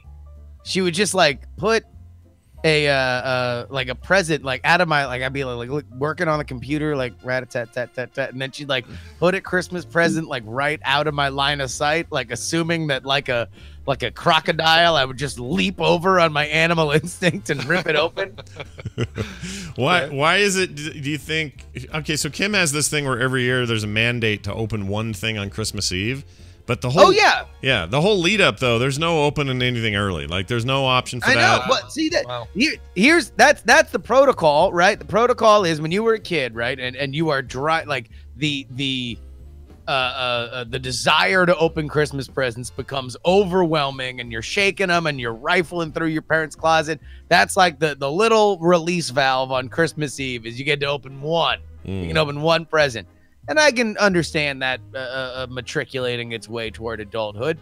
But this, I mean, she's advocating for total lawlessness. Yeah. There's no point to the goddamn holiday if we're going to be opening up Christmas presents on December 16th. Yeah. Was she one of those people when she was a kid? She'd like sneak downstairs and feel around in the dark, try to shake a present or two, see what's up?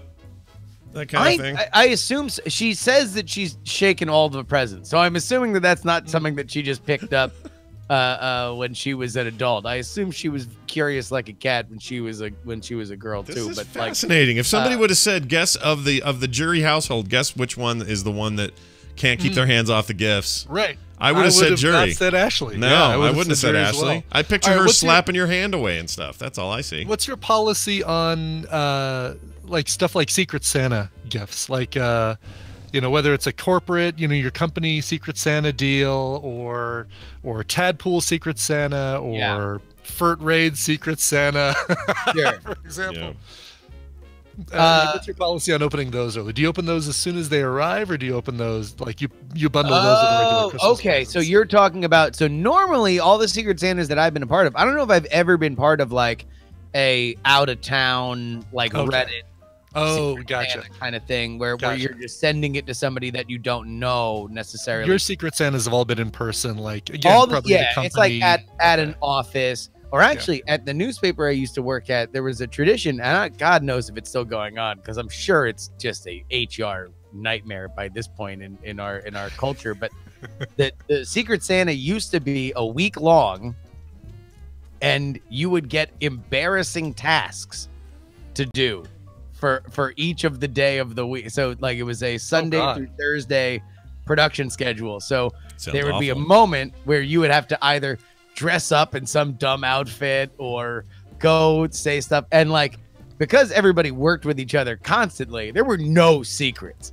There were like, so there was stuff, embarrassing stuff. Like you would know who somebody had dated or hooked up with earlier in the year, and like you had to like write a love letter to them, and like so you could really like push on their open wounds. There's brutal, like really, and it's some of the funniest stuff I've ever seen in my entire life because I'm a bad person. But like, then at the end you would get a DVD or something.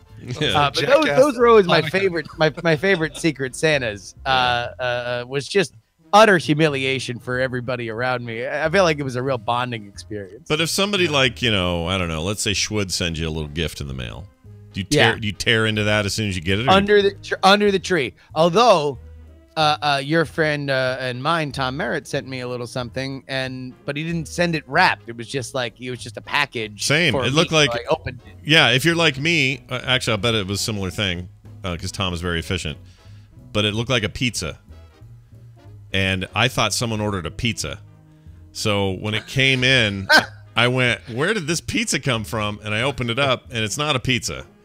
It's like a rad sampler thing that he got. And it's really cool, but I thought Tom ordered a pizza and then sent it to my house. So I had to open it just because it looked weird. But yeah, if it was more of a gifty thing, I would have definitely put it under the tree as well. No, yeah, I mean, effectively. Although I did do one thing this year, my wife's. My brother-in-law, my sister-in-law, my wife's sister and her husband sent us a gift very early. In fact, it was the first gift under the tree. And now, by the way, for a childless couple, we have an embarrassing amount of presents for ourselves under this tree.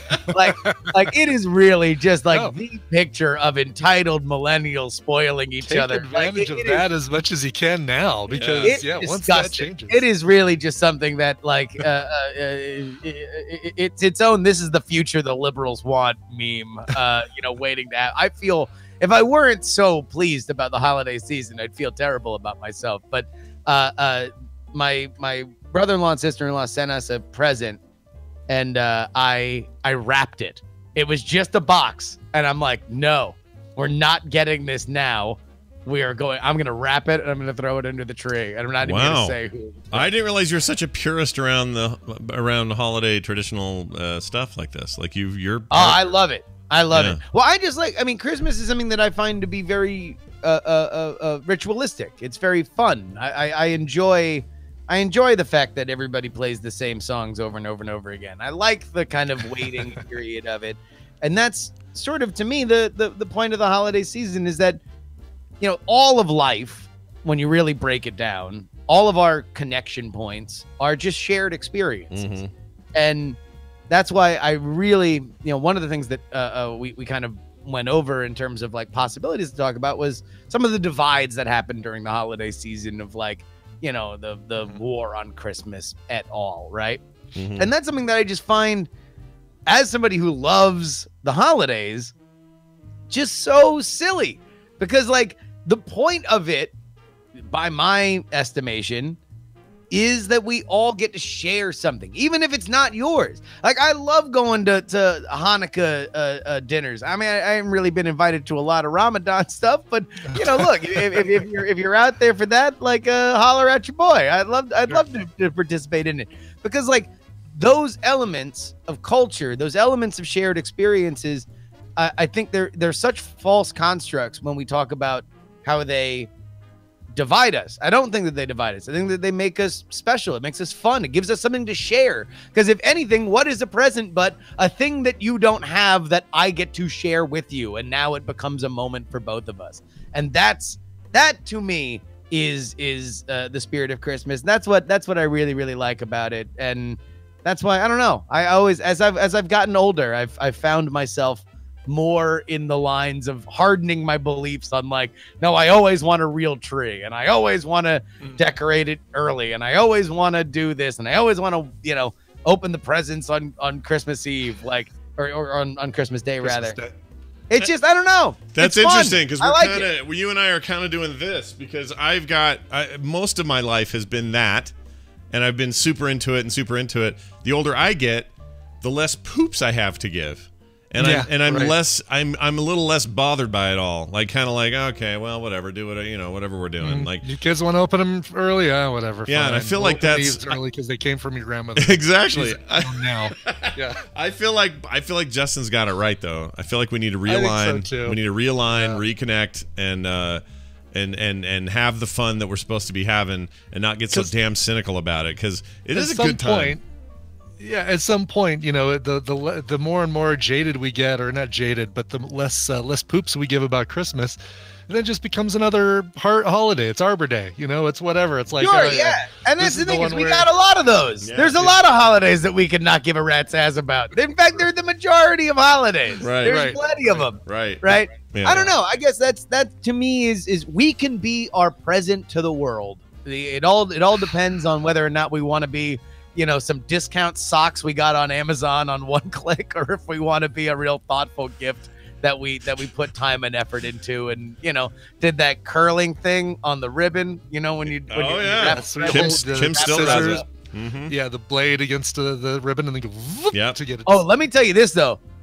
As much as I might love Christmas, I have not become in any way a better Christmas present wrapping person. Oh, no. Like, I am a disaster, an absolute jagged edge. For whatever reason, it's the one thing I was always.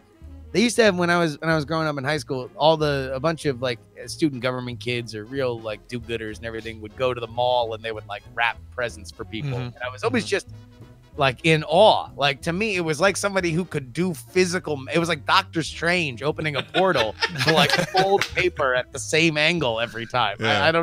It was just something that I never had, and I don't think I ever will have. Well, I have Two you tips beat. on that. Oh yeah, go ahead. I need tips actually, so this is good. Give me some tips. Tips for everybody. Yeah. Spend a little extra and get the wrapping paper, and unfortunately you won't know what it is until you take the plastic off, but get the wrapping paper that on the inside, the non-printed side, you still have a grid of lines that you can use to, you open the wrapping paper, you put the present on it, and then also invest in one of those like $4, it looks like a toothbrush where you've pulled the end of the toothbrush off, and there's a blade sandwiched between two pieces of plastic, and you basically put that on one of those lines. You have like specific tooling for this? Yeah, well, Tina does, and I use it. Oh my God! I see. This is blowing my like. It's as if you're telling me that there's like an actual tunnel to China. Like, I have no idea.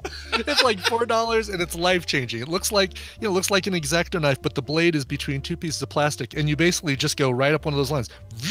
Yep. And even if you don't have wrapping paper that's got lines on it, this thing is invaluable. Like, you kind of use the roll as your makeshift straight edge, and then just go right up the roll. You don't have to have scissors going chung chung chung. Oh my God! Yeah, no, because I got those big shear scissors, and by the end of it, I don't even know how I did it, but it looks like I was lying on a lie detector test. Like, it's just like jagged edges. Right. I love it. Okay, yes. I got all that beat though. When I was in high school, and I'm not kidding, and my parents or my family makes fun of me every time they're over here. We just had a family party, and they all did it again. But I used to wrap. I was so bad at wrapping that I started wrapping things in towels and blankets. So if it was somebody's birthday or Christmas gift, it'd be like, all right, I got my brother, I'll just put it in this towel, and I would find a towel, not always even a clean towel, by the way. Sometimes it's still hanging there from the last time somebody used it, and I would wrap whatever gift it was in that, put a card on top, put it under the tree. That was your wrapping. Nice. So was it the same towel that your dad covered up porn, hotel porn with? No, he didn't. His accidental porn blanket. You guys use towels more than people in the Hitchhiker's Guide to the Galaxy books.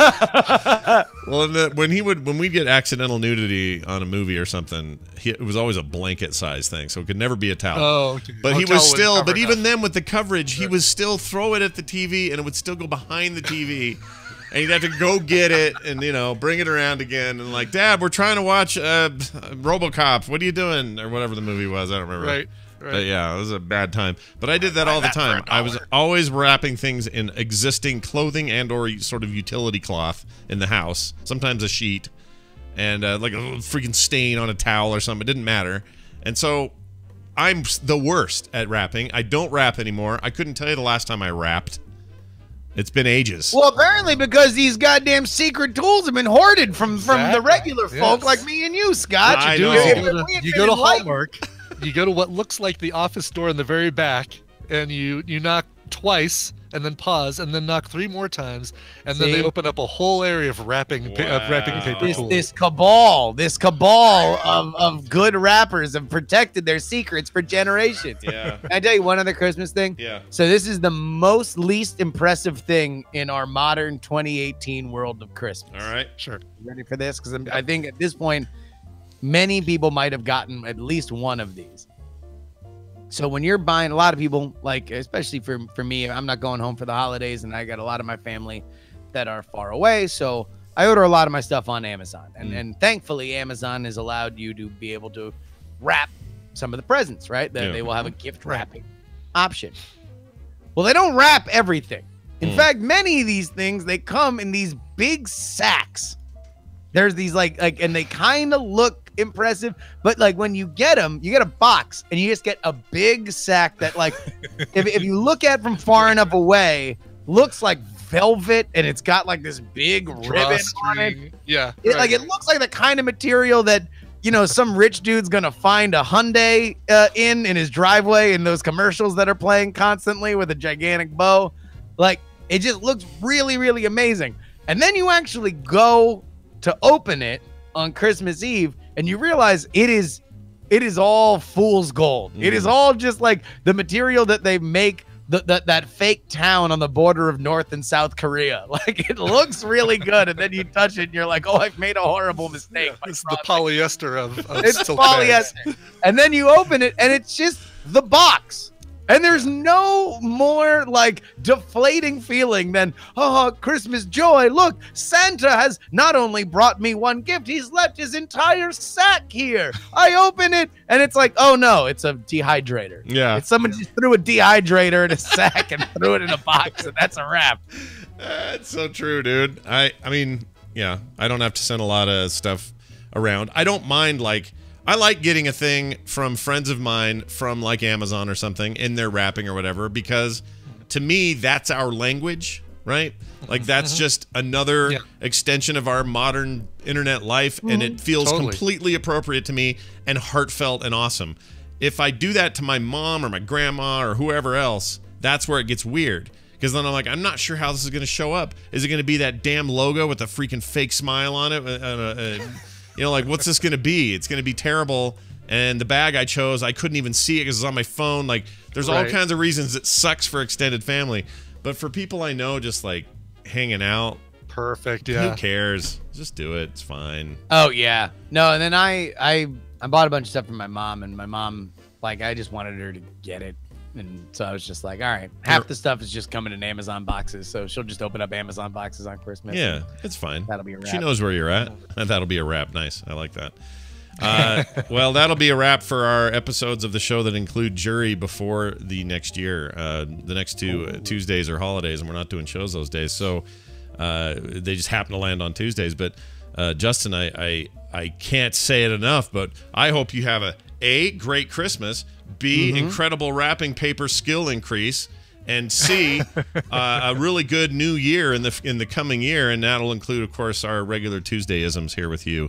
Is there anything you'd like to add, say, pimp, or otherwise talk about before we go?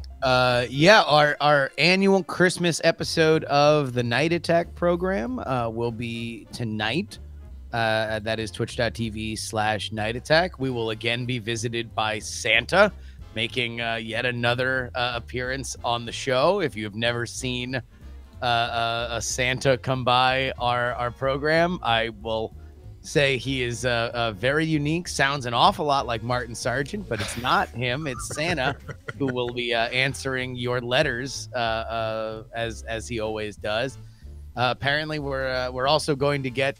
There's been a running gag we've had on the show for years and years about Snowers the Jaded Elf. And, Snowers, the I like Jaded it. Elf. All right. The Jaded Elf back in the day seemed an awful lot like a very precocious and animated 8-9-year-old girl. this time, apparently Snowers is a literal jaded elf. As a 14-year-old, there's been a marked attitude change with Snowers. So it should be a very, very interesting segment. That and a lot of other surprises. So come on by the Night Attack program. That is twitch.tv/Night Attack. Nice. I hope your wife opens all the gifts early, and have a good one. We'll see you next year. Okay, I hung up on him. As tradition holds, I should hang up on Justin, and I did. Yes, correct. He's out of here. Yes. He's out of here. That is what must be done. Got a quick email to read. Okay. Speaking of Christmas. Yeah. Michael's, how would you say this last name? Siska? Siska. It's spelled crazy, but it's also... Yeah, because you're not going to pronounce the SZ. I think that might be Hungarian, too. Oh, really? That's interesting. Yeah. Subject is Miss Kentucky. It was that episode that we talked about that. Right. Has nothing to do with Miss Kentucky. That was the episode that this was discussed in. Correct. She says this, or he says this. Dear random S item and random B item. This might be a little late. I listened to TMS a day or two behind. But on the subject of Christmas music, I don't mind Paul McCartney's Wonderful Christmas Time. In my opinion, what you guys missed was the worst holiday song of all time. That being Last Christmas by Wham!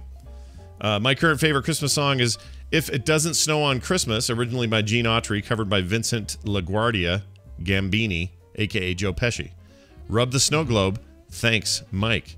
Wham! Last Christmas. We need to weigh in on this one. I don't know why we haven't talked about it, but I know a lot of people don't like it. I kind of don't hate it. I kind of think it's all right. Okay, then it's funny because the thing I would have said is that people are very passionate about Last Christmas by Wham. They either love it or they hate it. But you are kind of a middle grounder. It doesn't bother me. It doesn't offend me. It doesn't excite me. It just sort of sits there and plays, and I go, oh, okay, that one's fine. Like I don't go, I don't tell my Echo to skip it. Change the channel. Yeah, no, I like the song, and I'm fine with it. I'm a big Wham fan. But I like Wham also. I like Wham. Yeah. I liked George Michael on his own. Solo stuff. Yeah, exactly. So I'm totally okay with Last Christmas, and I think I disagree with the fact that he opened his email with "I don't mind Paul McCartney's Wonderful Christmas Time" discounts everything that he said after that. Yeah, how can you not mind it? At However, the very least, Crash Kincaid on Twitter this morning or overnight last night sent me a mashup of Biggie Smalls. God, what song is it? I don't know what the song is that they merge with it, but they mash up one of the Notorious B.I.G.'s songs with Wonderful Christmas Time, and it totally works. Really? Yes. Oh, I'm into that. Can you send that to me sometime today? I can. And the great part of this is I'm going to put it in the chat room because everybody who's listening to this show is going to get a free copy of this song. Whoa. From me. What? From you? It's a guess from him. But from the performer because he's made it a free download on Bandcamp. Oh, okay. But you get a free song, and you get a free song, and Scott put it in Discord, and you get a free song, and everybody gets a free song. Here it is. It's let's take a look here. Wonderful Christmas Time. Oh, Big Papa is the song. I like it when they call me Big Papa. Big Papa. All right, let's play a little. I like it when you call me Big Putin. Here we go. Okay, that's the familiar refrain. YouTube. Yeah, I'm gonna skip ahead. To all the ladies in the place with style and grace, allow me to lace these lyrical douches in your bushes. All right. Oh, all right. Something about He's talking about landscaping. Yeah, it just means your yard. That's all he meant. Yeah, that's all he's talking what about. What are you guys in the chat room thinking? Why you got to get all dirty? He was talking about your bushes and your trees and your lovely landscaping features. Exactly. Anyway. Criminy. Jeannie's word is mute. She's like, just mute it. Mute. Yeah. It's almost like she's like the command, her IRC chat also commands her pause and play buttons on it. She wouldn't be happy with my current obsession with Post Malone, I think. I think she would be bothered by it. I really like Post Malone. Oh, congratulations. I don't know why. It's not. He's the one that does. Oh, no, that's somebody else, isn't it? It's you just saw it in that Spider-Man movie. Congratulations. Yeah. The Sunflower song that's in there. Yes, it's really good. It's just an awesome song. It's just really good. So, I don't know. Whatever. I like it. Yeah, that's the one thing I'm looking forward to when I see this movie with my uncle who does not care for hip-hop. The movie's urban, right? Miles Morales. Yeah. Yeah, very urban. Urban character Spider-Man. And there's a lot of hip hop and rap music that I don't think he's going to care for. Would you say that, I mean, I hope this is probably not a spoiler, but is he kind of the fulcrum of the story, and then all the other universes are sort of connected in some way, but it's really him and Peter's story? Or would that give something away? I don't think that gives anything away. I mean, it's just, you can tell from the marketing and the fact that he is represented completely dead center in the poster that he is the center of the story. I love that. I think that's awesome. That's a great take. And it's also a great way to familiarize people with that Miles Morales run, which I don't think a lot of non-comic fans who just are in this for the movies and the excitement of the MCU or whatever, I don't think they know who this is. No, and it's funny because you think about it, and it really even started with, I mean, it absolutely started with like Marvel coming out with a reboot of their entire line called Ultimate, right? Ultimate Spider-Man, Ultimate X-Men, Ultimate this, Ultimate that. And he's the last thing that lives on from that Ultimate line of comics. Yeah, that's true. Or am I getting, was it Unlimited Spider-Man Unlimited? No, it was Ultimate. No, it's Ultimate Spider-Man, Spider-Man, right? yeah. Ultimate, I believe, right? Spider-Man Unlimited was a totally different thing, but still. Yeah, makes me think of Comixology Unlimited. No, Marvel Unlimited, which is a service, not a comic. It's too many words like that. Plus, hey, we got the PlayStation Plus, and what's Disney's new thing? Disney Plus. I hate it. Disney Plus. She could have been something else. You know, it could have been Disney Go and Disney. Yeah. I guess maybe there's just not a lot of those to use, and so you got to get what you can get. Right. Anyway, thanks for the email there, Mike. We appreciate it, and you're wrong about your music choices. Okay. Boom. Boom. Take that. We Take are that. We are out of here, at least until tomorrow. We will have a show tomorrow. We will have a show Thursday. Will we have a show Friday? Am I gone? No, we won't. No, I'm traveling. gone. That's right. I'm traveling. We're not here. I'm not here Friday. I don't even get back until late Christmas Eve. Kim and I are doing this fun little thing we try to do every year. I didn't think we were going to have a show on Monday anyway, so we've got a show tomorrow. Got a show Thursday. Nothing Friday, nothing Monday, nothing Tuesday. We'll be back. Then Boxing Wednesday, Day. Thursday, Friday. Yeah, Boxing Day we'll be back, and then Thursday, and then Friday. Yeah, pretty much normal. And then they got the 2 days for the next holiday, and then repeat it next week. Yeah, then the rest of the year is all good. And maybe Brian and I don't know. I have to think about this, but as we get closer to the end of the year, maybe we'll do something at the top of one of the shows that's like our favorite things of the year kind of deal, and you guys can pipe in on that or whatever. Right. Mekio77 says, you're correct, he debuted in Ultimate. And what was confusing me is that Ultimate Spider-Man still started out with a younger Peter Parker, but they added Miles Morales' Spider-Man later on in the Ultimate line. Oh. But that Ultimate Spider-Man 1 still was just a reimagining of Peter Parker, and he had a slightly different origin and things like that. Yeah, they just tweaked him. That's true. Yeah. All right, let's see here. If you want to support the show, you can. How, Scott? You ask yourselves? Well, it's easy. Patreon.com/TMS. That's how simple it is. Head on over there. Check that out. And like Brian said, this next year we're going to be adding some rad new stuff. Just doing a little rework of a few things to the Patreon. And it's always good to go and refresh the furniture More a little bit. 3D printing is what I'm hearing people demand. They're commanding it. More 3D printing, Brian. Yeah, give us we want little random plastic crap delivered to us on a regular basis. We want stuff that will not biodegrade well, and when humanity is over, you can always melt it down and make a coaster. That's true. Or make more filament out of it and print again. Or make more filament. That's what I say. Anyway, you can do that over at patreon.com/TMS. Thanks to everybody who does. TMS Mashups is responsible for our rad mashups. Next week, we're playing our end-of-year best stuff, so stick around for those. Those will be right before the new year. Yep, that's going to be fun. Frogpants.com/TMS is our website. There you will find all the other things you need, including our email address and our Twitter accounts. If you want to send us a message right now and you don't want to bother going there, themorningstream@gmail.com. That's going to do it for us. Oh, and vote on your stuff in the chat room. Jeannie will put the link. Vote on today's titles. We would like to hear your favorites.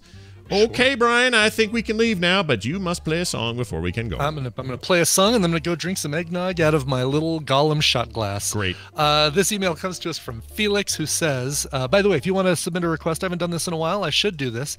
If you want to submit a request, go to tiny.cc/TMS requests, and that is a way to get your song request in. We've got a whole form that you just fill out, or you just go, I think you've got it on your site. Yeah, it's on the site. So if you go to frogpants.com/TMS, it's linked right there. So do that. Go there. That's a much better place. Peace cake. All right. Felix says, hello, Stinky and the Brain. The 18th marks my 37th birthday, and as much as I want to deny it, I am both old in the eyes of my teenage kids and a millennial. I don't feel like either of them, as I still laugh at farts, and I haven't had a single piece of avocado toast. 2018 was a rough year for everyone, and I'm looking forward to 2019 being a better one as I look at going back to school to get a little smarter and find a better job. Since I love to play my old consoles and new retro games, I'm hoping Brian has some cool covers of the 8 and 16-bit era of games. And then I'm supposed to say this in the style of Pinky and the Brain. Are you thinking what I'm thinking? I don't know, Brian, but I can definitely see why you want to test the ship's bacon cheddar fish sandwich. Wow, that's fantastic. Although none of that is at the ready. No. I don't have any of it. Oh, wait, no, that's not true. Here you go. I can definitely see why you like it. But I moved fish sandwich somewhere. Did you? Okay. Yeah, I didn't know they were going to do that. I'll find it. Oh, wait, here you go. Fish. No. Not fish. No. You fish-faced enemy of the people. No. Hey, There you it is. want to get a fish sandwich? Got it. Well done. Excellent. Yeah. Love the show, though. Signed, Felix. So, yeah, some old school video game music covers of something from Nintendo, Super Nintendo, or Genesis. I've got just the thing, and this is a great way to kind of end the show with some rock and or roll. Ooh. Back in 2015, this guy who had just the most amazing, or has the most amazing career on YouTube as a heavy metal guitarist. Now, he's not Leo Moracchioli. He's a separate guy who goes by the name E-Rock. And unlike Leo, he doesn't sing in his songs. His songs are all instrumentals. But the dude has not only killer chops on the guitar, but also the ultimate guitar playing look. Like, he knows how to look like a dude who knows how to play a guitar like like a champion. E-Rock put out an album back in 2015 called Video Games Meet Metal Volume 2. And on there, you'll find this cover of the Castlevania theme. Here is E-Rock. All right. Be back here tomorrow, everybody. If you don't, you suck. This show is part of the Frog Pants Network. Frog Pants Network. Get more shows like this at frogpants.com. I don't like seeing fish suffer. All right. Jenny. I know what love is. Oh, there we go. Yep, that's exactly it, Katavari. She found it and put it in the chat room. Oh. So, you know, what'd be cool is if we get you or Dunaway to design really outlandish caricature versions of all the different Frog Pants people, and we make, and I 3D, like I model them in 3D printing once we've got them designed. Oh yeah. And then we make little miniatures of each Frog Pants person every month. We could totally do that. Like a little Tom, a little Jury, a little Bill Doran holding a blaster or a sword. Yeah, no, these are good. I like this idea a lot. And I'd love to get Dunaway to do some of it. That'd be awesome. Because he's good and just doesn't draw enough. So the reason I brought him up, and I think, you know, you guys have two different styles, both of which would be perfect for both would lend themselves to really cool 3D prints. Yeah. I feel like Dunaway's would be just that much weirder. Yeah. Like Ren and Stimpy weird. I agree. That dude's, when he puts stuff out, it's funky. Like, he gives me the willies sometimes with his art. I wish he drew more. He just needs to draw more in general, but yeah, I love that idea. All right, let's do a vote here, folks. Oh yeah, there will be dungeons characters would be great. There will be dragons. Yeah, dungeons. You had it right. It is dungeons. Okay. Yeah. I don't know. Let's see. We got dog repairs. I like when you call me Big Putin. I like that one too. Yeah, that's really good. Putin's Paradise. Show me where on the doll where Jury hates millennials. Go fun dog. Dearest Martha, finger in the corn shoot. Dearest Martha is really good. Finger in the corn shoot. Oh boy. It gets a vote just for making us laugh. Yeah, it's getting a vote. Powder in the pooper. Sandy Hamburger. Playing with the dolls. The Ghosts of TMS present. Amazon's Velvet Sacks of Fool's Gold. It's a good one. I'm getting a vote just because I like it. Straight out of Hallmark. Let's see. Landscaping your features. Some good stuff today, you guys. I hate it. You're just getting better all the time. Yeah. Oh, there's and so many. much of it. Good Lord. Do we really say that much stuff in this show? Apparently. I think our clear winner, though, is Jeannie with dog repairs. So, too. Yeah, dog repairs. I think Finger in the Corn Shoot has its qualities. If this was a Night Attack, we could get away with Finger in the Corn Shoot for a show title. I don't think we can do it for TMS. Maybe not so much. Well done, Jeannie. You did it. You did it. You done did it. And that's going to do it. So, you know what I did today? I didn't record video, which means poop. Oh, you have to export out the Twitch source or something? Yeah, that or just do an audio transfer. I don't know. I have to think about it. Dang it. I hate it when I do that. I just forgot to push the damn button is all. Hey, chat room, I don't have good tools to do that. Does anyone want to rip the VOD today and send it to me? Just Dropbox me the VOD somewhere. And then I'll post that as today's video on YouTube because I'm an idiot. There you go. That'd be awesome. Brian, have a good day. Well, he didn't get a chance to say it. It's because I cut him off. All righty, everybody. That's it. Have a fantastic remainder of your day. Actually, there's a lot going on today. 1 hour from now, Frog Pants plays. So come back. Let's play some video games. I can't believe I'm going to do that game. This is going to be bad. And then right after that, I have a dental appointment. And then after that, I have Current Geek, which will be tonight. Plenty to do. But come on back for Frog Pants Plays at noon today. That's the new schedule. Noon to 2, Tuesdays and Thursdays. Today we begin. Goodbye, everyone.